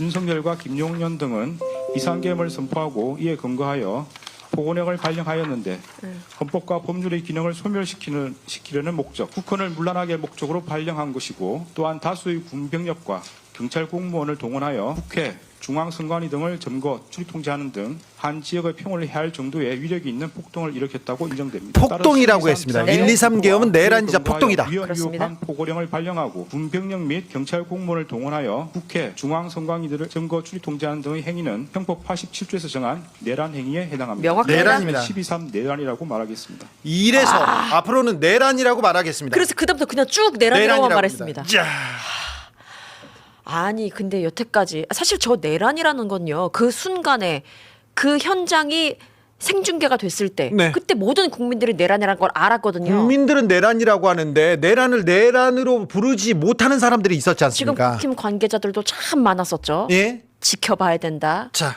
그 사람들이 어떻게 되는지 좀 보겠습니다. 네. 자, 그런데 말입니다.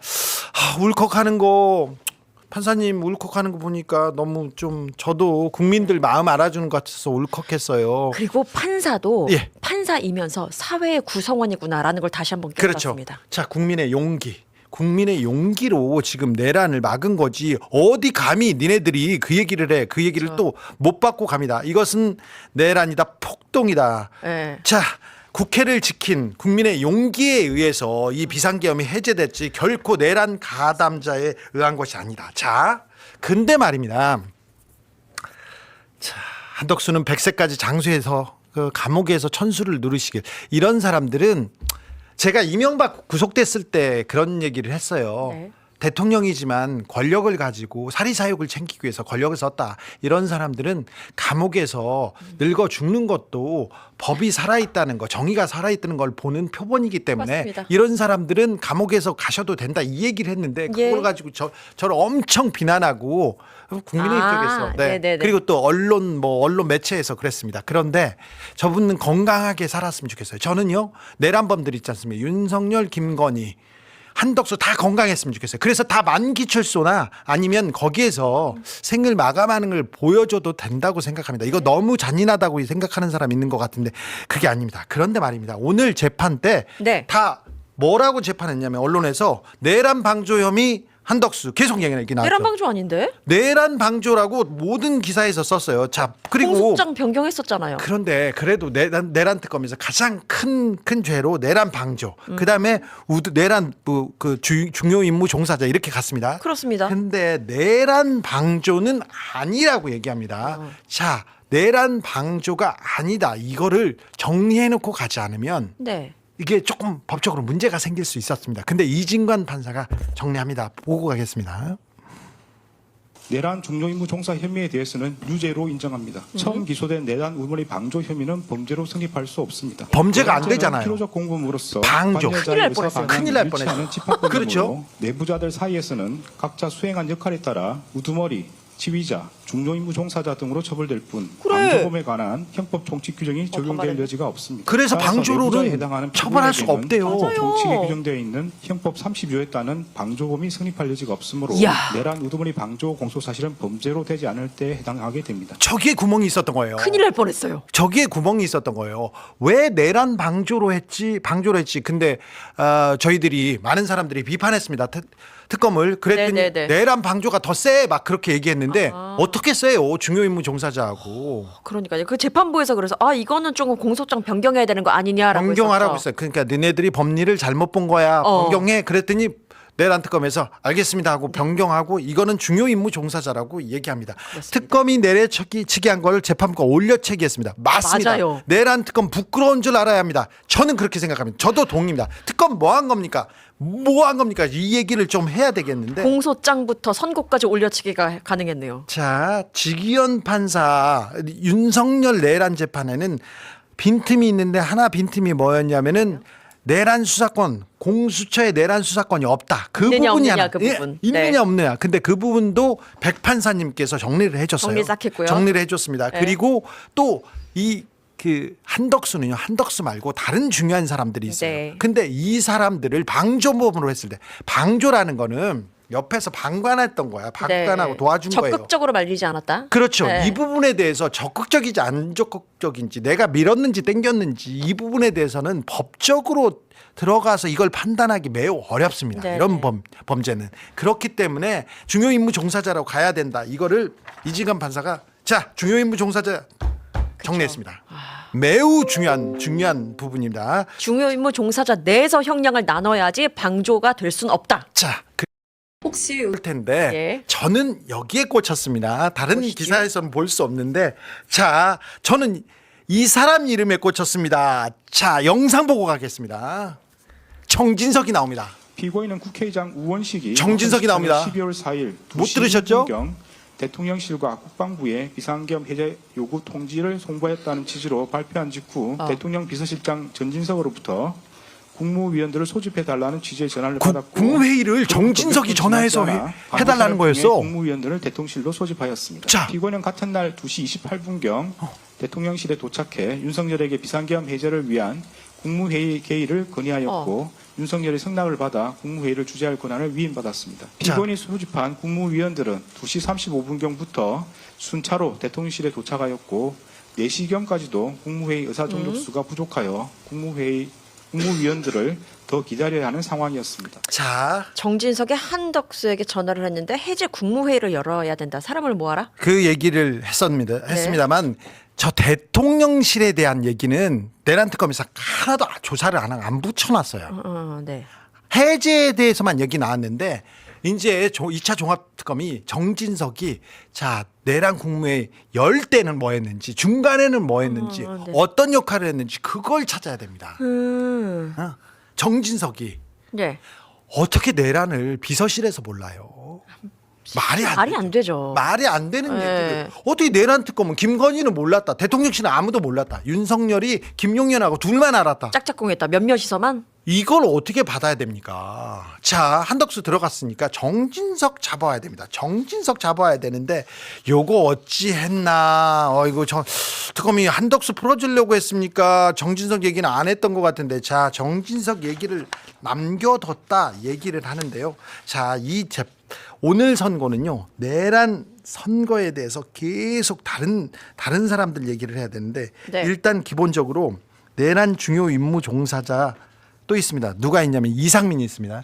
이상민에 대해서는 오늘 판결문에서 여러 얘기를 했는데 단전단수에 대해서 한덕수하고 이상민이 짝짝꿍해서 단전단수 네네네. 했다는 거 그게 나잖아요. 그렇게 이야기를 했습니다. 그렇죠? 그렇기 때문에 그럼 유죄 판결이 난 거고요. 이상민은 그러면 당연히 유죄가 나오겠네요. 그렇겠네요. 이상민은 다음 달 12일부터 재판을 네. 받습니다. 다음 달 12일에 선고 예정이고요. 선고 예정입니다. 징역 15년 구형 받았죠. 구형했습니다. 네네. 그런데 이 부분도 어찌 나오는지 좀 지켜봐야 되겠습니다. 박성재도 자, 오늘 26일, 이상민도 네. 부인하고 있어요. 혐의를 부인하고 있습니다. 네, 근데 맞습니다. 박성재는 어떤 혐의냐면요. 박성재는 구속도 안 됐어요. 네. 지금도 바깥에서 편안하게 있는 마지막 내란 중요임무 종사자인데. 네. 자, 박성재는 법무부 출입국 비상대기 비상대기. 명령이고 자, 그러니까 외국으로 나가는 사람들 네. 막아 이 얘기였고요. 교정시설 수용확보. 그쵸. 그러니까 야 교도소 얼마만큼 국내- 수용할 수 있는지 그렇죠. 뭐 가석방 멤버 뭐 이런 거. 한전단수와는 다르지만 이 중요한 내용에 대해서 재판을 시작합니다. 박성재는 이제 시작해야 되는데 네. 박성재의 재판관이 이진관 이진관. 판사입니다. 네, 이진관 판사입니다. 기대가 됩니다. 기대가 됩니다. 네. 예. 거기다가요. 네. 또 중요한 거는 헌법재판관. 헌법재판관 임명하지 않았다. 네. 한덕수의 죄 중에 이제 내란죄는 지금 성립됐습니다. 요거 말고 요거만큼이나 큰 죄가 뭐냐면은 직무유기. 그렇죠. 한덕수가 기억하신지는 모르겠습니다만 대통령 권한대행이었어요. 대통령 기억합니다. 권한대행인데 헌법재판관을 임명하지 않습니다. 다시 뭐 합의해서 오라는 듯이 얘기했었죠. 그렇죠. 아니야. 헌법재판소에서 니네들 국회에 목이었고 임명해야 돼. 그냥 해야 되는 거야. 이렇게 얘기했는데 임명 안 했어요. 예. 임명 안 해서 탄핵당했죠. 근데 그때 헌재 헌법재판관을 임명 안 하지 않습니까? 그러면은 탄핵이 안 됩니다. 대통령 탄핵이 안 돼요. 네. 그리고요 내란 특검법을 거부했습니다. 그럼 내란 특검 수사가 안 돼요. 네. 그러면은 내란범 살려주려고 막은 거잖아. 공조한 거죠, 공조. 거기까지 공범이죠. 있지 않습니까? 네. 그때 공범이 누구냐면요. 최상목 나오고요. 최상목 네. 나오고요. 정진석 나옵니다. 김주현도 나옵니다. 자, 김주현도 그러니까 헌법재판관만 임명하지 않은 그 부분에 대해서. 직무유기에 대해서. 네네네. 이거 진짜 크고 중요합니다. 저는 이 부분도 10년 이상 다 선고가 돼야 된다고 생각하는데 저는 네. 주장하는데 재판장이 이진건 이진관. 판사입니다. 이진건 판사님이 다 재판했으면 좋겠다. 신난다, 갑자기. 왜 좋지? 왜 이렇게 법이 든든하지? 법이 우리 편인 것 같지? 그런 생각이 조금 듭니다. 자, 그런데 보세요. 한덕수는요. 네. 헌법재판관도 임명 안 했죠? 거기다가 대통령 나왔어요. 네, 그러니까요. 근데 그러면 한덕수 내란범을 대통령으로 추대하자, 자 빨리 데려와야 된다 이렇게 했던 사람들 국민의힘 네. 다 사과해야죠, 처벌해야죠, 잡아가야 됩니다. 그 안에 무슨 배우가 있었는지 뭔가를 내통했는지 다 알아봐야죠. 자, 한덕수를 가장 먼저 부르짖은 사람은 바로 저 사람입니다. 이명박이요. 자, 2025년 2월 17일입니다. 그때면 지금 1년 전이에요. 1년도 안 됐어. 그때 야 똘똘 뭉쳐야 돼. 한덕수 총리 빨리 복귀해야 된다. 이 얘기를 합니다. 권성동한테만 했냐고. 권성동 구속되기 전이네. 그 전에도 누구한테 또 했냐면은 또 누가 있나요? 또 누가 있나요? 안철수한테도 그럽니다. 한덕수 빨리 결론 내. 빨리 데려와야 된다고 얘기합니다. MB 얘기했고. 그리고 또 오세훈한테도 한덕수 총리 복귀해야 된다. 계속 이 얘기를 했죠. 왜 그랬을까요? 왜 그랬을까요? 왜 그랬을까요? 이명박은 알고 있는 거예요. 그냥 정치적 의견이 아니라 이 한덕수를 살려야 된다. 그 생각이 있었던 거야. 그래서 이명박이 부르짖고 나서 갑자기 한덕수 대통령 만들게요. 움직입니다. 예, 그럼 내가 단일 후보에 돼야 된다고 막 그러고. 그렇죠. 갑자기. 뭐 맡겨놨던 거 찾는 거 마냥. 자, 이명박 윤핵관들이 어차피 윤석열은 술 먹으려고 정신이 없었고 이명박 애들이 다 했지 않습니까? 그런데 이명박은 알고 있어요. 자, 한덕수로 만들어야 된다. 결국은 한덕수가 대통령에 나왔어요. 대통령에 나와가지고 자, 이거는 한덕수는 인간이 아니어서 부끄러움을 몰라요. 그 사람은 장어잖아요. 그렇게 얘기하는 사람들이 있는데 자, 볼까요? 자, 김문수하고 회동한 적 있었잖아요. 악에 끌어안았어요 이때. 손 미끄러가는. 약간 부담스러웠어요. 네. 얼굴이 너무 가까워요. 네. 오. 근데 한덕수를 우리가 그냥 보내면 안 됩니다. 한덕수는 네. 엄청난 일을 했는데 광주에 갔잖아요. 네. 광주에 갔는데 그것도 좀 보고 가야 되겠습니다. 보고 가. 우리는 한덕수를 고이 보내드릴 수가 없어요. 네. 자, 한덕수 나와라. 가슴이 아픕니다.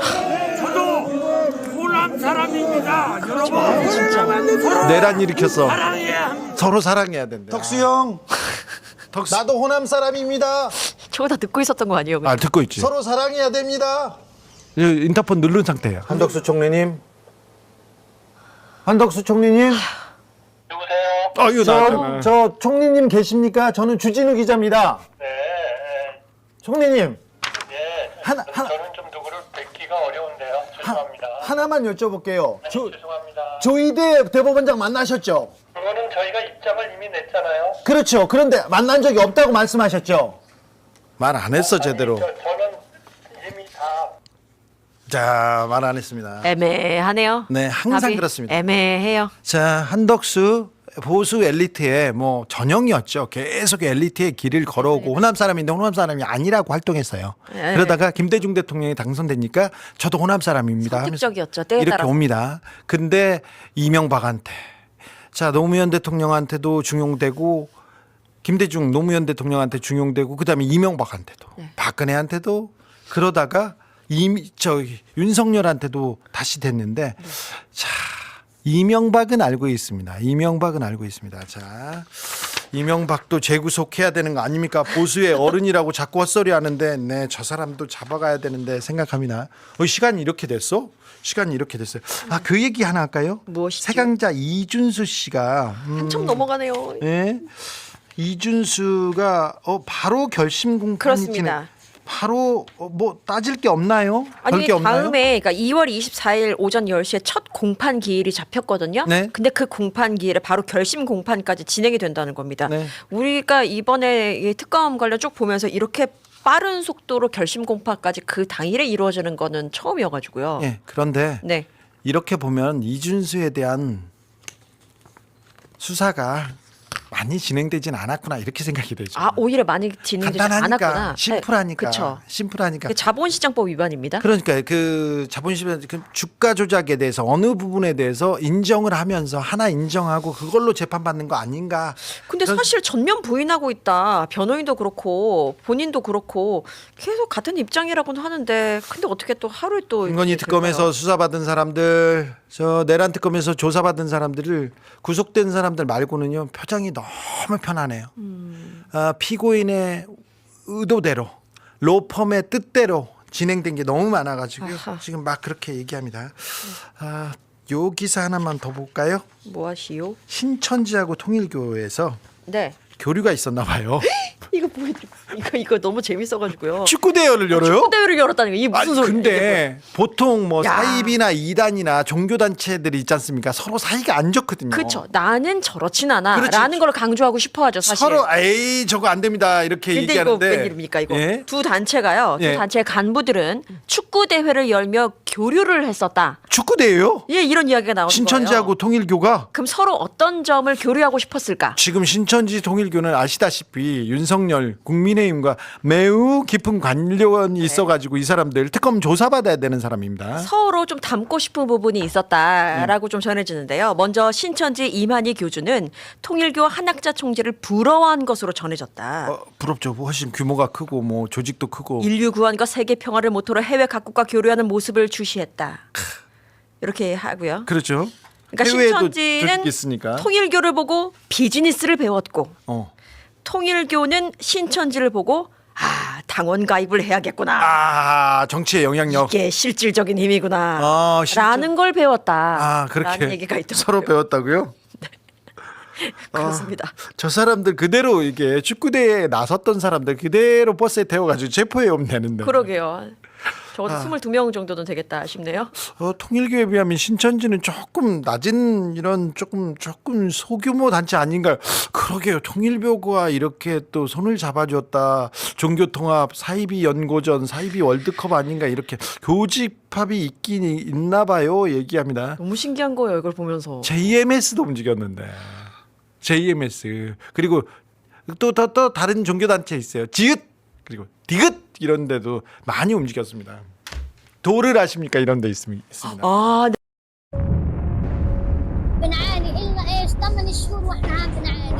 انا وابويا اجينا عشان ما فيش مي غير. 그리고 윤석열, 김건희와 관련이 있다는 건 나왔어요.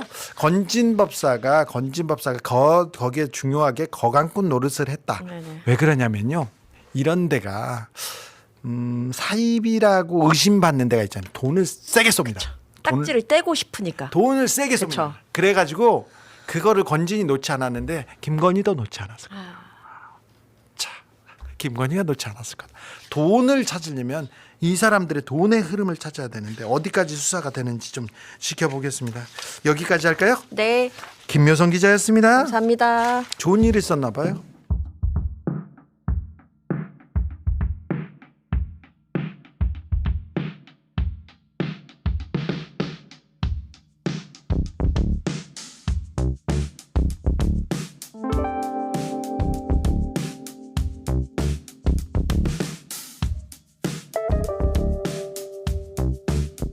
내란, 쿠데타, 폭동 도무지 이해가 안 됩니다. 미쳤나 이렇게 생각하다가도 아니야 무슨 이유가 있을 거야. 아니야 미친 거야. 아니야 멍충이야 이렇게 얘기 나왔는데 오늘 내란에 대해서 첫 번째 명확한 판결이 나왔습니다. 그 의미를 철학적으로 짚어보겠습니다. 자, 정치 철학자 김만권 박사 모셨습니다. 어서 오세요. 예, 안녕하십니까, 김만권입니다. 네. 예. 판결문도 굉장히 감동을 줄 수 있다는 거를 네, 오랜만에 느꼈습니다. 저 그 헌법재판소의 탄핵 결정문과 더불어서 어떻게 보면 이제 작년에 그랬다면 올해는 이제 이 첫 판결, 사실은 이제 내란에 대한 거의 사실상의 첫 판결이잖아요. 네. 의미 있는 첫 판결이라고 저는 생각하는데, 그렇죠. 이제 계엄으로 상처받은 우리 국민의 마음에 큰 위로를 주고, 예. 그리고 계엄을 저지한 우리 국민의 자존감을 아주 높여주는. 네. 예, 그리고 실제로 이제 구형량보다 8년이 더 나왔잖아요. 더 선고되었고, 예. 전 이게 사실 이게 23년이 아무것도 아닌 것 같지만 이게 저 혼자 상상인데. 판사님 생각하셨을 것 같아요. 100살이 돼도 못 나온다. 네. 라는 그렇죠. 거 23년이면. 그죠? 79살의 그 예. 노령임에도 불구하고 예. 그러니까 이제 어떻게 보면 이제 여기에 대해서 내란을 우리가 어떻게 바라봐야 되는지 그 시선을 명확하게 해줬고요. 그리고 내란에 대해서 긍정적으로 생각한다든지 이런 내란에 대해서 조금이라도 호의를 갖고 있었던 사람이면 그런 호의나 긍정적 발상이 제대로 된 것이 아니었다라는 걸 명확하게 보여주는 어떤 오늘 판결이었다고 생각합니다. 그래서 상당히 기쁘고요. 그리고 이런 판결이 좀 나왔어야 된다는 생각이 들고 우리 저번에 백대현 판사의 판결을 보신 분들 상당히 다 실망하셨을 겁니다. 생각해 보면 형량에 대해서 그 앞에 잘 쓰면 뭐예요 형량이. 그런데 예. 이거 말도 안 되는 형량을 내밀었는데 그때 사실 우리 많이 실망했던 게 뭐였냐면 이게 그렇게 앞에 논리정연하게 이야기를 하다가 갑자기 맨 끝이 이상했어요. 그렇죠. 초범이다라는 거였는데 내란이 초범이지. 그러면 재범하면 큰 절단나게요. 예, 그러니까 세계대전 일으키게. 예, 그러면 그거는 사실은 어떻게 보면 자기가 뭐라 그러냐면 이거 재질도 나쁘고 그리고 법치주의를 훼손했다라고 이야기를 하고 그리고 반성의 기미도 없다고 자기가 이야기해요. 네.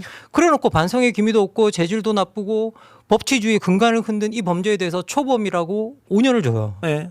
그럼 이거는 사실은 너무 이게 듣는 사람도 말도 안 되고 이게 받아들일 수가 없는 거잖아요. 예. 그런데 이제 참 저는 항상 생각합니다. 양형을 정하는 건 판사님이 결정하시는 일이죠. 우리 법 전문가가 아니니까 우리가 이 사람을 몇 년 살려야 된다 이렇게 말을 할 수가 없어요. 그런데 적어도 우리가 받아들일 수 있는 건 뭐냐면 앞에 자기가 한 말에 상응하는 처벌을 해야 된다는 거예요. 그렇죠. 예. 그런데 그런 판결이 아니었기 때문에 우리가 너무 실망했었던 거였고요. 그런데 오늘은 구형한 것보다 훨씬 더 이제 어떻게 보면 판사님이 이제 올려서 이제 그 선고를 했고요. 그리고 저는 이 선고가 오히려 합당하다라는 생각이 듭니다.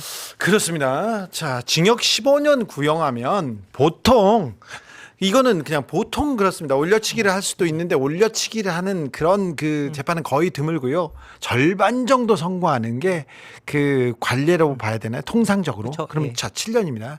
근데 2심으로 가잖아요. 그럼 거기서 또 깎아져요. 7년 밑으로 내려 집행유예 나오는 거예요. 15년 구형이 엄청 많은 것 같죠. 79년 노령인데 고령인데도 15년 구형했으면 할 만큼 한 거 아니에요. 자, 조금 조용해지고 1, 2년 있다 나오세요. 이런 거예요. 그래서 매우 걱정이었는데 그럼에도 불구하고 이진관 판사는 더 양형 기준을 더 높게 잡아야 된다고 합니다. 그 양형 사유에 대해서 잠깐만 보고 가겠습니다. 양형 사유를 구체적으로 살펴보겠습니다. 피고인은 1970년 6월경 공무원으로 임용된 이래 약 50년 동안 외교통상부, 통상교섭본부장, 국무조정실장, 경제부총리 겸 재정경제부 장관, 경력이야 좋죠. 근데 경력이 좋고 많이 이렇게 현재 만 79세 그러니까 벌금형을 포함하여 그러니까 아무런 형사처벌을 받은 더 적이 처벌해야지. 없습니다. 잘 알았으면 중요한 자리에 있어서 훨씬 더 이런 내용이 뭔지를 잘 알 수 있는 사람이죠. 치료가 네. 필요하고 피고인의 배우자는 독립적인 고등이 어려워 피고인의 돌봄과 간호가 필요하다는 내용의 관련 자료가 재판부에 제출된 바는 있습니다. 그러나 이러한 사정이 있더라도 그렇지. 고려하면 그렇죠. 피고인에게 엄한 처벌을 하는 것이 타당하다고 그렇죠. 요렇게 가야죠. 삼을 수 없습니다. 처음에 13년 우울증 과정에서 고령 나오니까 사망자가 사람들이 또 내란 불안했어요. 행위 자체는 몇 시간 만에 사실 뭐 이런 종료되긴 거로 하였습니다. 감형시켜주는 그러나 사례가 이는 너무 많았고 무엇보다도 사실 근데 무장한 저번에 경군의 우리 재판이 너무 맨몸으로 심했던 맞서 거죠. 국회에 야 이걸 초범이라고 용기를 감형시켜준다고 용기한 그러면 무슨 변명이라도 붙일 수 있겠나라는 생각이 사실은 결코 들었던 12.3 부분이 내란 있습니다. 가담자에 의한 네. 것이 아닙니다. 예. 따라서 13 내란 가담자에 대한 형을 정함에 있어 피해 발생이 경미하였다거나 짧은 시간 동안 진행되었다는 사정을 깊이 고려할 수는 없습니다. 그럼에도 피고인은 12.3 내란이 성공할지도 모른다는 생각에 이러한 의무와 책임을 끝내 외면하고 그렇죠. 오히려 그 진입 이론으로서 쿠텐다는 가담하는 성공하고 것을 그래서 피고인은 재판 그렇다면 과정에서 나의 또 권력이 진술을 더 번복하고 유한 대통령실 CCTV와 더 같은 오래 객관적인 정보에도 지속된다 이 불구하고 생각하는 아무런 거야. 기억이 나지 않는다고 주장하는 등 진실을 은폐하고 책임을 벗어나고자 할 뿐입니다. 자신의 범죄 사실이 탄로나 형사처벌의 기로에 서자 마지못해 배우 진술에 이르렀어야 국민이 겪은 고통과 혼란에 대해 가슴 깊이 죄송스럽게 생각한다는 취지로 진술하였지만 그 사과의 진정성을 인정하기 어렵습니다. 달리 피고인이 진지하게 반성하고 있다거나 자신의 범죄 행위로 인하여 국가와 국민이 입은 피해를 회복시키기 위한 어떠한 노력을 하였다고 볼 아무런 자료가 없습니다. 이러한 점과 그 밖의 양형의 조건이 되는 여러 사정을 종합적으로 고려하여 주문과 같이 형을 정합니다. 주문. 피고인을 징역 23년에 처한다. 예, 뭐 사실 엄청나게 저는 이게 중요한 순간이라고 생각합니다. 이게 뭐 우리가 오늘 다 들으셨겠지만 12.3 계엄은 내란이다. 우리 내란을 내란이다 말도 못하고 있었잖아요. 그렇죠. 이제 내란으로 규정했습니다. 예, 그리고 재판 중에 딱 내란이라 규정하고 그때부터 지금부터 나 내란이라고 부르겠다. 그렇죠. 예, 그러면서 내란이라고 이제 진행했던 점도 너무 명확했고요. 감동적이었습니다. 예, 그리고 이제 또 이제 앞으로 진행될 윤석열 재판을 예측해 볼 수 있는 중요한 어떤 일종의 저는 가이드라인을 만들었다고 생각해요. 네. 예, 그래서 너무 중요하고요. 근데 여러분 아마 한덕수 기억하실 텐데 한덕수가 헌법재판소에서 탄핵 기각받고 나오면서 얼마나 기고만장했습니까? 예. 자기가 마치 무죄인 듯이 굴었고. 네. 그리고 더 나와서 이제 여기에 더 놀라웠던 건 뭐냐라고 하면 국회 몫의 헌법재판관을 임명하지 않으면서 아니 헌법재판소에서 임명하라고 하는데 그죠? 그러니까 그것도 안 하면서 위헌유법이죠. 그죠? 자기는 대통령 몫의 재판관을 임명하라고 임명하려고 그랬거든요. 근데 원래 대행은 그 권한이 없어요. 예. 대행은 그럴 만한 권한이 없는데도 그렇게 했고 그리고 더 나가서 더 황당했던 건 뭐냐면 이제 대통령으로 나옵니다. 예. 대통령에 출마하려고 하고 자기가 그 후보자가 되기 위해서 온갖 짓을 사실은 우리가 당을 못 그런데 했잖아요. 예. 그 헌법재판관을 임명하지 않았고 또 나중에 임명했습니다. 이것도 굉장히 큰 중차대한 범죄인데 이 재판장이 그죠? 예, 이진관 재판 판사. 저도 알고 있습니다. 잘 된 예, 거예요. 예, 예. 자, 지금 23년 맞았죠? 예. 여기다 10년은 플러스 해야 됩니다. 10년 플러스 하면 오래 사셔야 되는데 건강하셨으면 좋겠어요. 무상급식이 이럴 때는 괜찮습니다. 그리고 또 이번 재판에서 또 이진관 재판장이 우리가 평소 때 하고 싶었던 말을 참 많이 해줬는데요. 예. 특히 계몽령 예. 그리고 인명 피해 없이 끝나서 괜찮다. 예. 그런데 명확하게 말했죠. 계몽령 같은 거 없다. 예. 역사적으로 계엄 등을 시도해서 성공하면 다 독재로 갔다. 네. 그런 게 되게 명확하고 이건 사실은 이 이진관 판사의 말은 여러 독재에 대한 연구들이 다 증명하고 있습니다. 그렇습니다. 계엄 같은 것을 시도한 사람은요. 그 자리에 있는 게 제일 안전하기 때문에 절대 내려오지 않습니다. 그렇습니다. 예, 그래서 계속 독재하게 되어 있고요. 예. 그리고 이건 우리 역사가 증명하는데 이승만이 그랬고 박정희가 그랬습니다. 그 얘기를 합니다. 그 얘기를 해요. 이거는 친위 쿠데타다. 그쵸. 내란이다, 예. 폭동이다, 친위 쿠데타다. 그런데 친위 쿠데타는 많은 경우 성공하고 권력자는 독재자가 되었다. 그쵸. 예. 그러면서 인권을 짓밟았는데 저는 이 부분 이 대목도 조금 눈이 갔습니다. 예. 자. 이런 헌법을 파기하는 시도가 계속되면은 아무나 저항권을 막 주장하게 되고요.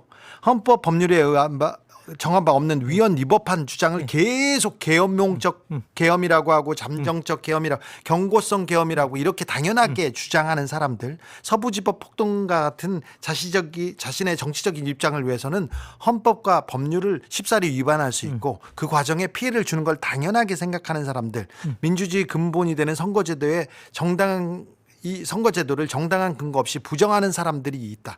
이렇게 더 많이 갈등이 커졌다.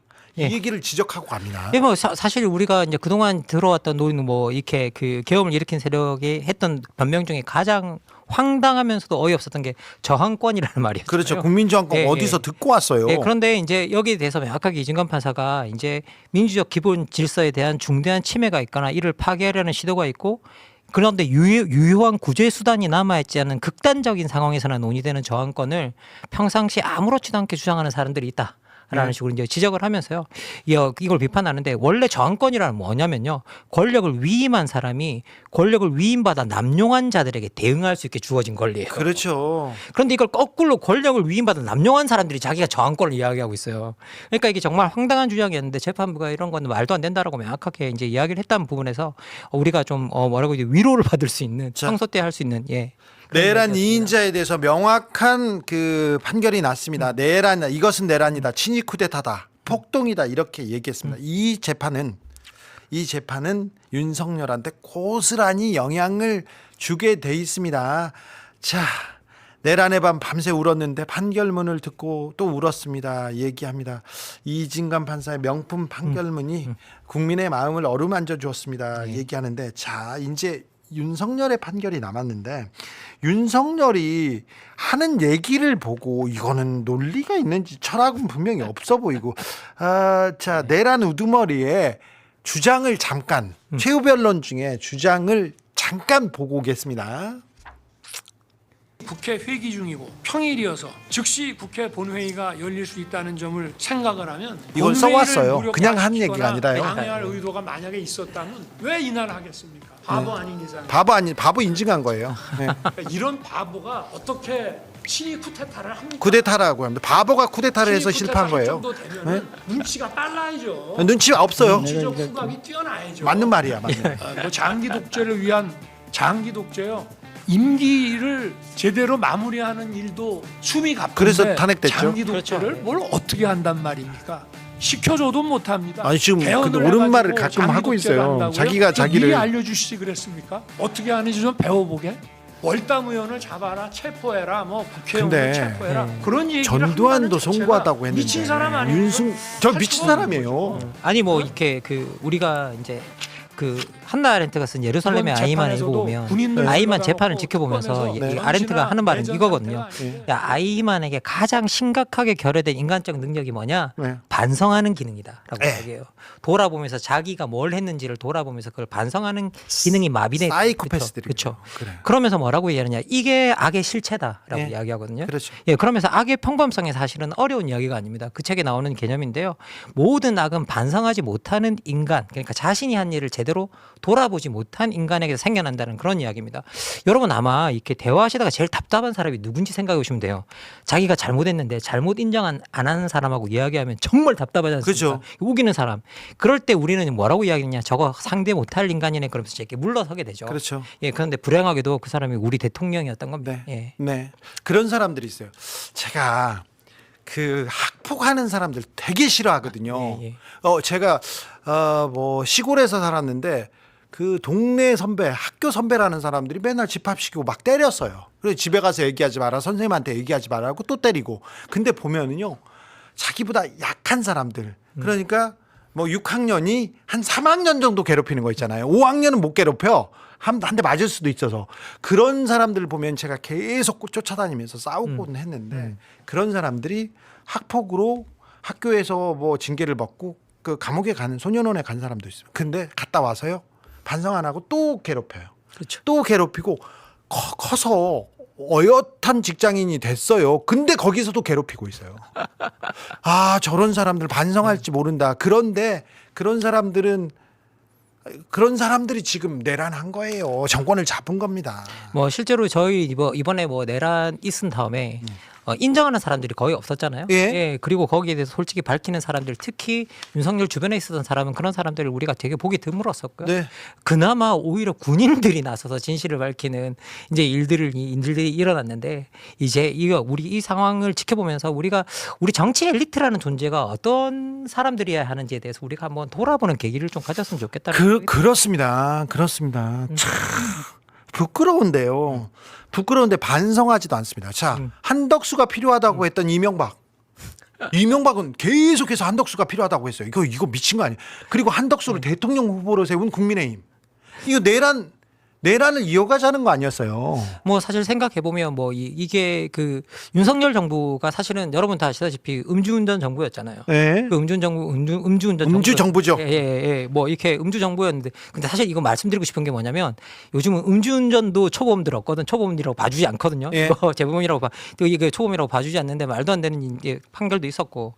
그런데 어쨌든 여기서 보면 윤석열 정부가 거의 사실 이명박의 사람들에게 점령이 되어 있었다라고 그렇죠. 이제 알려져 있어요. 계속 그렇죠. 예, 그리고 그 정권 안에서 일어나는 일이 실제로 윤석열이 하는 일일까, 이명박이 하는 일일까에 대해서 의심도 상당히 그 당시에 많이 나왔던 게 사실입니다. 자, 예, 그리고 그 이후에 계속 여러 정치인들 만나가면서 계엄 이후에 이명박이 이제 그 한덕수의 필요성을 계속 강조했었고요.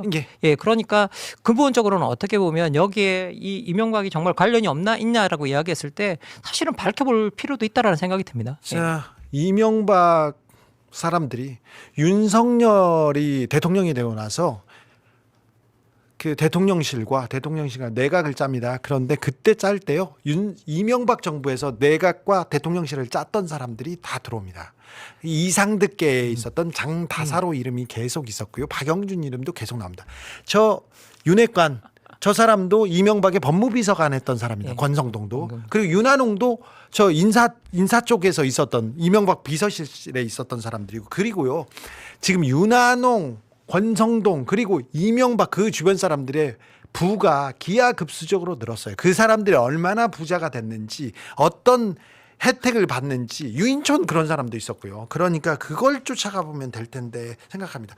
그런데요, 자, 이 윤석열의 저거는 그냥 미친 아무 말 대잔치고요. 윤석열 변호인들의 궤변은 근데 갑자기 철학자들 이름이 나와가지고 이거 박사님한테 물어봐야 되겠다 생각했습니다. 자, 윤석열 주변 사람들 변호인들의 궤변을 조금만 보고 오겠습니다. 이거 이진관 판사가 깼는데요.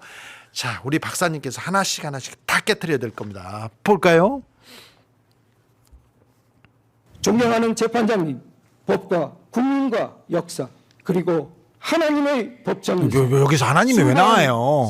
뭐 정교 분리가 안 되는 거죠, 사람이. 아니 그런데 계속해서 하나님 얘기하는 거 보면 그동안 그렇게 무속을 하더니 저 말이 안 되고요. 대통령에 대해서 도난 판단을 하고자 하신다면 이재명 대표의 공직선거법 이건 또 아무 말 서로 아무 상관이 없잖아요, 사실 생각해 보면. 해야 마땅할 것이고 마땅하다고 생각됩니다. 자, 요하네스 케플러는 갈릴레이는 조르다노 브루노라는 인물은 이들의 공통점은 그래도 지구는 돈다라고 말했다는 것입니다. 프랑스의 나폴레옹 3세, 아르헨티나의 후안 페론, 이탈리아의 무솔리니, 저것도 아무 말 대잔치예요. 차베스, 그리고 나치 독일의 아돌프 히틀러. 이들의 공통점은 민주적인 절차나 포퓰리즘을 통한 대중의 자발적 동의, 국민의 압도적 지지를 얻어 권력을 장악하고 독재로 나아갔다는 압도적 것입니다. 지지도 없이 독재를 하려고 했다가 지금 망한 거거든요. 정당성을 무기로 삼아 삼권을 무력화시키고 국민의 뜻을 받들어야 한다며.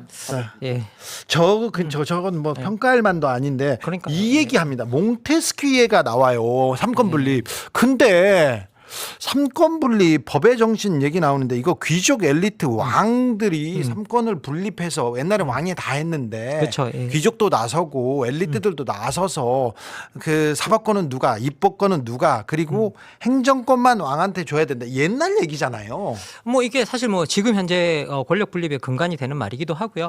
그런데 여기서 가장 중요한 핵심은 뭐냐면 권력이라는 말이 우리 영어로 파워라고 부르는데 이게 힘의 다른 말이잖아요. 근데 힘을 잡을 수 있는 건 힘밖에 없다라고 생각했던 거죠. 그래서 이제 권력을 분립시켜 놓고 서로가 서로를 잡도록 만들었는데 이제 이 발상이 저런 방식으로 쓰이는 게 되게 놀라운데요.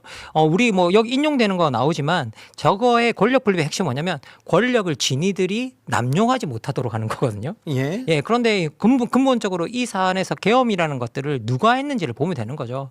그런데 이제 권력을 남용하지 못하게 한 세력들을 잡기 위한 것이고, 그리고 더 하나 말씀드리자면 상권 기권 분립의 핵심은 뭐냐면요. 법이 정해준 권한만을 사용할 수 있다는 거예요. 각부가. 그리고 우리 헌법과 이제 우리 개헌법 같은 경우는 뭐라고 이야기해 놓냐면요. 우리 헌법과 법은 대통령이 개헌을 해도 행정과 사법은 통제할 수 있어도 입법부 기능 정지는 못 시킨다고 규정해 놓고 있어요. 그렇죠. 이건 기본 중에 기본인데. 그런데 입법부를 무력화시키러 들어갔던 게 있었잖아요. 왜 입법부를 그 입법부의 기능을 정지시키지 못한다고 규정해놨냐면요. 이거 우리 역사 때문이에요. 왜 우리 역사에서 이승만, 박정희가 행정권을 사용해서 입법부와 사법부를 장악하고 삼성개헌하고 영구집권하고 했기 때문이거든요. 네. 그래서 기본적으로 저걸 몽테스키의 말을 인정한다는 것 자체가 사실은 뭐 이해가 안 되고요. 그리고 우리가 사실 이런 것들을 궤변이라고 하는데 궤변이라는 말이 그럴 듯한데 알고 보면 말이 안 맞다라는 거잖아요. 생각해 보면. 그래서 그냥 일종의 궤변이라고 보시면 될 것 같아요. 궤변이죠. 궤변의 연속이었습니다. 계속해서 존 스튜어트 밀, 뭐 알렉스드 토크빌 뭐 계속 나왔는데 예, 뭐 그 이야기를 했던 게 왜냐하면 이분들이 소수자들의 권리를 많이 이야기했기 때문이거든요. 네. 그리고 다수의 폭정이라는 개념을 이야기했기 때문입니다. 그런데 이분들이 이야기할 때 토크빌이건 밀이건 가장 강조했던 게 있어요. 사회 문제는 폭력이나 힘으로 풀어서는 안 된다. 그렇죠. 예, 항상 대화와 토론으로 풀어야 된다라고 이야기를 했던 분들이 대화 토론을 걷어차고 그렇죠. 그 힘으로 자기가 군을 동원해서 다 쓸어버리려고 한 거 아닙니까? 그러니까 핵심은 그거다. 그리고 대화 토론에 나서려면 너무 여론이 한쪽을 일방적으로 폭정에 몰아서는 안 된다라는 이야기를 할 뿐인 건데 이거는 기본적으로 수단 자체가 그런 걸 쓰면 안 된다고 했던 거였고요. 그리고 존 스튜어트 밀이 자유론에서 자유를 뭐라고 이야기하냐면 공권력으로부터 권력의 침해를 막는 일을 자유라고 불렀다라고 이야기해요. 아, 그래요? 예. 그래서 거꾸로 뭐 알지도 못하면서 떠드는 이야기입니다. 예, 궤변이 아니라 개변이군요. 이렇게. 예. 자, 윤석열은 변호인부터 갈아쳐야 되는데 이러나 저러나 중형은 불가피합니다. 불가피가 한 게 아니라 중형을 엄히 다스려야죠. 아니 그리고 우리가 뭐 과거로부터 계엄해가지고 사법심사 같은 거 한 적이 없다. 이승만 때도 한 적이 없다. 뭐 이런 이야기하는데요. 이승만이 계엄했을 때 우리나라에 계엄법이 없었습니다. 네. 법 자체가 없어서 판단을 못한 거였고요. 우리나라에 내란죄 생긴 것도 1952년인가부터예요. 그리고 이제 돌이켜 보면 또 미국에서도 뭐 계엄했는데 뭐 이렇게 미국 대통령이 계엄을 몇십 번 했는데 사법심사한 적 없다라고 하는데요. 미국 대통령에게 계엄을 선포할 권리가 없습니다. 미국은 주에 따라 주지사가 계엄을 선포할 권리가 있거든요. 그런데 미국에서 마지막 계엄이 언제였느냐? 2차 세계대전 때 하와이 진주만 공습 받고 난 다음에 그건 비상 상황이죠. 그때가 마지막이었어요. 그 이후로 한 번도 없었습니다. 거의. 예. 윤석열한테 해주고 싶은 말이 있네요. 모든 책임은 내가 진다. 이러고 있었잖아요. 이때 트루먼의 명패 딱 저 뒤에 박장범입니다. KBS 사장인데 아직도 KBS 뉴스에 막 나오고 있습니다. 아직도 그대로 있어요.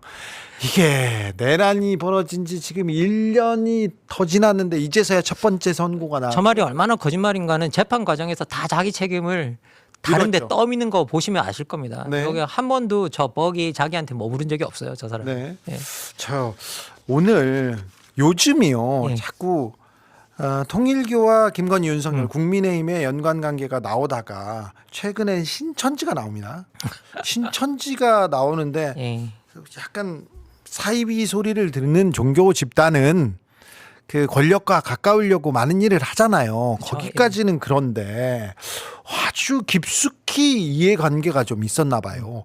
오늘 뉴스만 봐도요. 이명박 쪽에서 이만희한테 당원 요청을 했다 하는데 그러면 신천지는 이명박 때부터 굉장히 오랫동안 활동을 했죠. 자, 유명한 소망교회 장로, 그러니까 개신교 장로였던 이명박이 이런 짓을 하고 다닌 겁니다. 그리고요 보면은 신천지하고 통일교 간부급 모여서 축구대회도 했대요. 요거는 어찌 봐야 됩니까? 이거 철학적으로 이거 뭐 철학적으로 이야기할 수 있는 게 있을지는 모르겠는데요. 그런데 이 기본적으로 여기서 우리가 이야기할 수 있는 게 정교 뭐 유착 부분입니다. 그런데 여러분 생각해 보시면 종교 집단이 가장 결속력이 강한 집단이에요. 그렇죠. 그리고 그 중에서도 가장 결속력이 강한 집단은 누구냐라면 사이비 종교 집단입니다. 그렇습니다. 왜냐하면 사이비 종교 집단이 결속력이 강한 이유는 이단으로 취급받기 때문이에요. 그렇지. 이단으로 취급받으면서 자기들끼리 똘똘 뭉쳐. 너무 잘 들려요. 우리나라 말처럼 들려와요. 들리는 게 다르게 들려지니까 순간 탁 귀에서 이렇게 딱 꽂힐 때 자신감이 생기죠.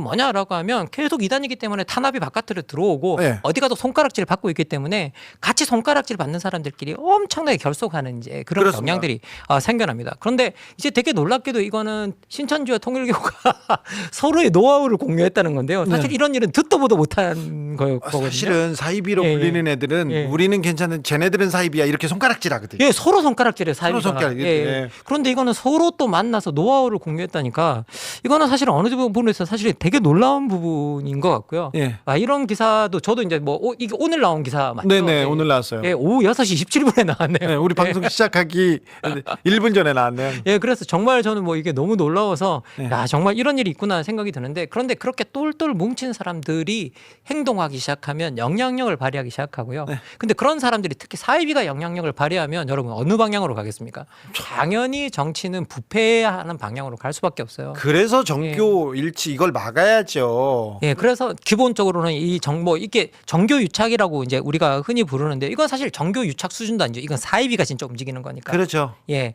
그래서 이 부분에 대해서는 단호하게 조사하고요. 우리가 명백하게 고리를 끌어낼 필요가 있다라는 생각이 듭니다.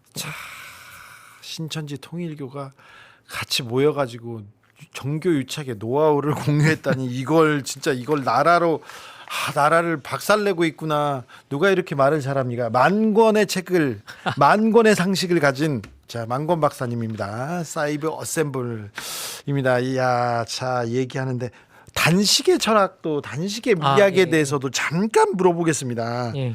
뭐 곡기를 끊으면서 자기의 예. 진정성을 인정해 받겠다 이렇게 얘기하면서 단식을 얘기하는 게 조금 좀 마음에 걸리기도 하지만 이건 좀 이상하다 그런 생각이 드는데 장동혁 대표 자꾸 저렇게 이상한 글을 쓰고 느끼한 표정으로 뭘 이렇게 설정샷을 이렇게 날립니다. 징그럽습니다. 여러분 저거 이제 나르시시즘의 절정 아니에요? 저는 김건희 이렇게 순천만에서 이렇게 막 뒤 보거나 말 놓고 이렇게 했던 거 있지 않습니까? 그거 생각했는데 저거 보세요. 저 표정 뭐지? 아니 근데 뭐 제가 여러분한테 이제 좀 하나 말씀드리고 싶은 건 뭐냐면요. 여러분 혹시 미국에서 지금 트럼프가 저러고 있다고 해서 민주당의 어떤 대표나 이런 사람들이 탑급 인사들이 굶고 있다는 소식 들어보신 적 있습니까? 아니요. 영국에서 그런 그런 일이 있었다는 거 들어보신 적이 있습니까? 없어요. 사실 민주주의가 안정적으로 잡힌 국가에서는요. 단식의 정치가 없습니다. 그러니까요. 언제 사라진 게 언제야? 그러니까 사라진 게 정말 오래전이에요. 그런 일은 있지도 않고 뭐 우리 여러분 아마 지금 그런 거 들어보신 적도 없습니다. 왜냐하면 그쪽에서는 정치란 뭐냐? 사람들을 만나서 설득하는 거라고 생각하거든요. 네. 그리고 협상하고 설득하는 겁니다. 근데 이 협상하고 설득하는 게요. 제일 어려워요. 그죠. 그래서 정치라는 행위에 서양에서 가치를 엄청나게 높게 부여하는 겁니다. 네. 이 일이 제일 어려운데. 그런데 저 단식은 뭐냐면요. 내 몸을 해칠 거야. 니네가 내 말을 안 들어주면. 그러니까 내 몸이 상하기 전에 와서 내 말을 들어줘라는 일종의 사실은 협박이에요. 나 밥 안 먹어. 예. 나 안 하면 나 들어 누울 거야. 예. 그래서 이걸 높게 평가해 줄 일이 아니에요. 사실 민주주의 정치가 자리 잡힌 곳에서. 네. 그런데 이런 단식의 정치가 정말 우리한테 민주주의에 도움이 되는가에 대해서 여러분 한번 생각해 보시면 진짜 좋을 것 같고요. 그리고 실제 우리가 단식 이야기할 때 4가지 정도의 조건이 필요하다고 생각하거든요. 네. 첫 번째가 단식에 나설 수밖에 없는 정치적 환경이냐. 네. 그리고 수긍할 수 있는 절박한 대의 명분이 있냐. 네. 그 절박함을 대다수가 인정할 수 있는 방식으로 보여줄 수 있냐. 예. 그리고 단식에 나선 사람이 국민 대다수에게 존중받는 사람인가. 그렇지. 예, 이게 되게 중요한데 사실은 김영삼 단식 같은 게 1983년에 이게 전두환 군사 정부 아래서 정말 다른 표출 방법이 없이 가택연금 상황에서 한 거예요. 그렇죠. 그죠? 그리고 더 나가서 김영삼 대통령이 돌입했을 때 5.18 민주화 운동 3주기라서 희생자 위령하고 독재에 한가하는 명분이 명확하게 또 있었어요. 그렇죠. 지방자치제를 도입했던 김대중의 단식도 있었죠. 있었죠. 그리고 절박한 것도 이 23일간 단식 투쟁했는데 8일째 되는 날 전두환 정권이 김영삼 대통령 납치해서 서울대학교 병원에 특실에 입원시킬 정도였어요. 그래도 밥을 안 먹습니다. 예. 그리고 또 한마디 말하면 그 당시에 김영삼은 말만 하면 목숨을 잃을 수 있는 그런 상황에서 민주주의를 위해서 막 잡아가고 그랬으니까. 투사였잖아요. 그런데 지금 장동혁이 나설 때 극단적인 권위주의 체제라서 지금 억압이 있는 상황인가? 사실 아니거든요. 자기가 100석이 넘는 야당의 대표예요. 예. 자기가 원하면 언제든지 협상 테이블을 열 수 있습니다. 예. 그런데 그걸 포기하고 밥을 굶는다? 그리고 그러면 내세운 것에 명분이 있나? 라고 하는데 여러분 명분이 뭐였냐면요. 민주주의 수호와 쌍특검이었어요. 예. 그런데 여러분 생각해 보시면 야 통일교 신천지 하면 우리 할게라고 이야기하고 있는 거 아니에요? 민주당에서. 그리고 너네 지금 공천원금 이야기하자고 하는데 너 김대중 의원이랑 너 니네 옛날에 이철규 의원이랑 나눈 이야기 보니까 니네도 있더만 그럼 같이 하자고 이야기하는 거예요. 아니에요. 그런데 여기서 무슨 명분이 있으면 그러면 민주주의 수호라고 이야기하는데 그것도 웃겨요. 왜? 자기가 민주주의를 수호한 사람이 아니에요. 제 기준에서 장동혁은 극우예요. 아니 그리고 내란을 그 장동혁이요. 내란범 잡아갈 때 잡아가면 안 된다면서 집 앞에 갔던 사람이에요. 예, 그리고 더해서 이 사람은 전한길 같은 사람이 뒷받침으로 당대표가 된 사람이에요. 그렇죠. 예. 그리고 옆에 두고 있는 사람 보세요. 장해찬을 비롯해서 다 탄핵 반대했던 사람들 옆에 두고 있어요. 그런데 이런 사람이 민주주의를 수호한다? 이거는 웃긴 거죠. 그리고 그 단식에 절박함이 있는가 잘 모르겠어요. 그리고 이제 누구에게 존경받을 만한 인물인가 누구가 찾아오는지 금방 보면 아는데 지금 찾아오는 사람이 다 명확하잖아요. 네. 예, 그래서 그 어디에도 해당되지 않습니다. 사실 이제 단식이 오늘 7일째인가 아마 그런가요? 그렇죠. 예, 이게 뭐 8, 9일째부터는 정말 위험하다고 하니까 그냥 그만하셨으면 좋겠고요. 네. 그리고 이제 말려주기 기다리지 마셨으면 좋겠습니다. 네. 그리고 이미 제가 봤을 때는 이제 뭐 특권 같은 것들을 우리 신천지도 받겠다라는 식으로 해서 이제 단식에 출구를 열고 있는 것 같은데 종결에 출구를 열고 있는 것 같은데 빨리 그냥 종결됐으면 좋겠습니다. 네. 자, 단식은 진짜 힘없는 자의 최후의 수단이어야 합니다. 힘없는 사람들의 수단까지 정치가 뺏고 있는 건 아닌가 그런 생각을 한다는 조 시청자의 네, 맞습니다. 지금 맞습니다. 하신 말씀이 그대로예요. 가장 힘없는 사람이 자기 의견을 표시할 길도 없고 그럴 때 하는 게 마지막으로 하는 게 단식이에요. 지금 장동혁 대표의 단식은 설득이 아니라 협박으로 보입니다. 맞습니다. 우리 집 7살 딸의 땡깡이 생각나는데 단식 투정 이렇게 얘기하는데 그럴 수도 있어요. 제가 잘하는 건 별로 없습니다. 잘하는 건 별로. 아니, 무슨 말씀? 누구랑 싸움을 해도 나쁜 놈하고 싸우지. 제가 박사님한테 무례하게 그런 경우 없잖아요. 자, 그런데요. 밥은 잘 굶어요. 제가 잘 굶는데 한 일주일 뭐 사람에 따라 다르니까 뭐라고 할 수는 없는데 일주일 굶어도 별로 지장 없었어요. 별로 지장 없었습니다. 예, 어쨌든 뭐 지금 우리가 단식 이야기가 자꾸 나오는데 이게 민주정치에서 당대표 같은 사람이 단식을 한다는 말은 어떠냐면 양당 간의 협상이 끊긴다는 이야기예요. 네. 그래서 정치활동이 중지된다는 뜻입니다. 10일 동안 국민의힘은 장동혁 대표의 단식 기간 동안 10일 예정하고 있습니다. 그 기간 동안 모든 행위를 금지하기로 했어요. 예, 그리고 이 단식을 통해서 유일하게 얻을 수 있는 성과는 누구냐면요. 누가 장동혁이 확인할 수 있는 거예요. 누가 나한테 충성하는지. 그리고요. 한동훈 이제 제명. 그렇죠. 한동훈 제명. 그러니까 내부 권력 투쟁을 여기서 지금 하는 건데. 아이고 시간이 이렇게 됐습니다. 만건 박사님 듣고 싶은 주제들이 많은데 질문 많은데 언제 나오시겠습니까? 다음 주에도 또 오셔야죠. 아니, 최대한 노력해 보겠습니다. 네, 격주가 아니라 매주 오셔야 된다. 이렇게 지금 저희 시청자들이 지금 다 얘기하고 있습니다. 아니 뭐 최대한 노력해 보겠습니다. 그래, 아이 잘 됐다. 자, 오늘 준비한 내용은 여기까지입니다. 벌써 시간이 이렇게 됐네요. 저는 언제든 현장에 갈 준비가 돼 있습니다. 제보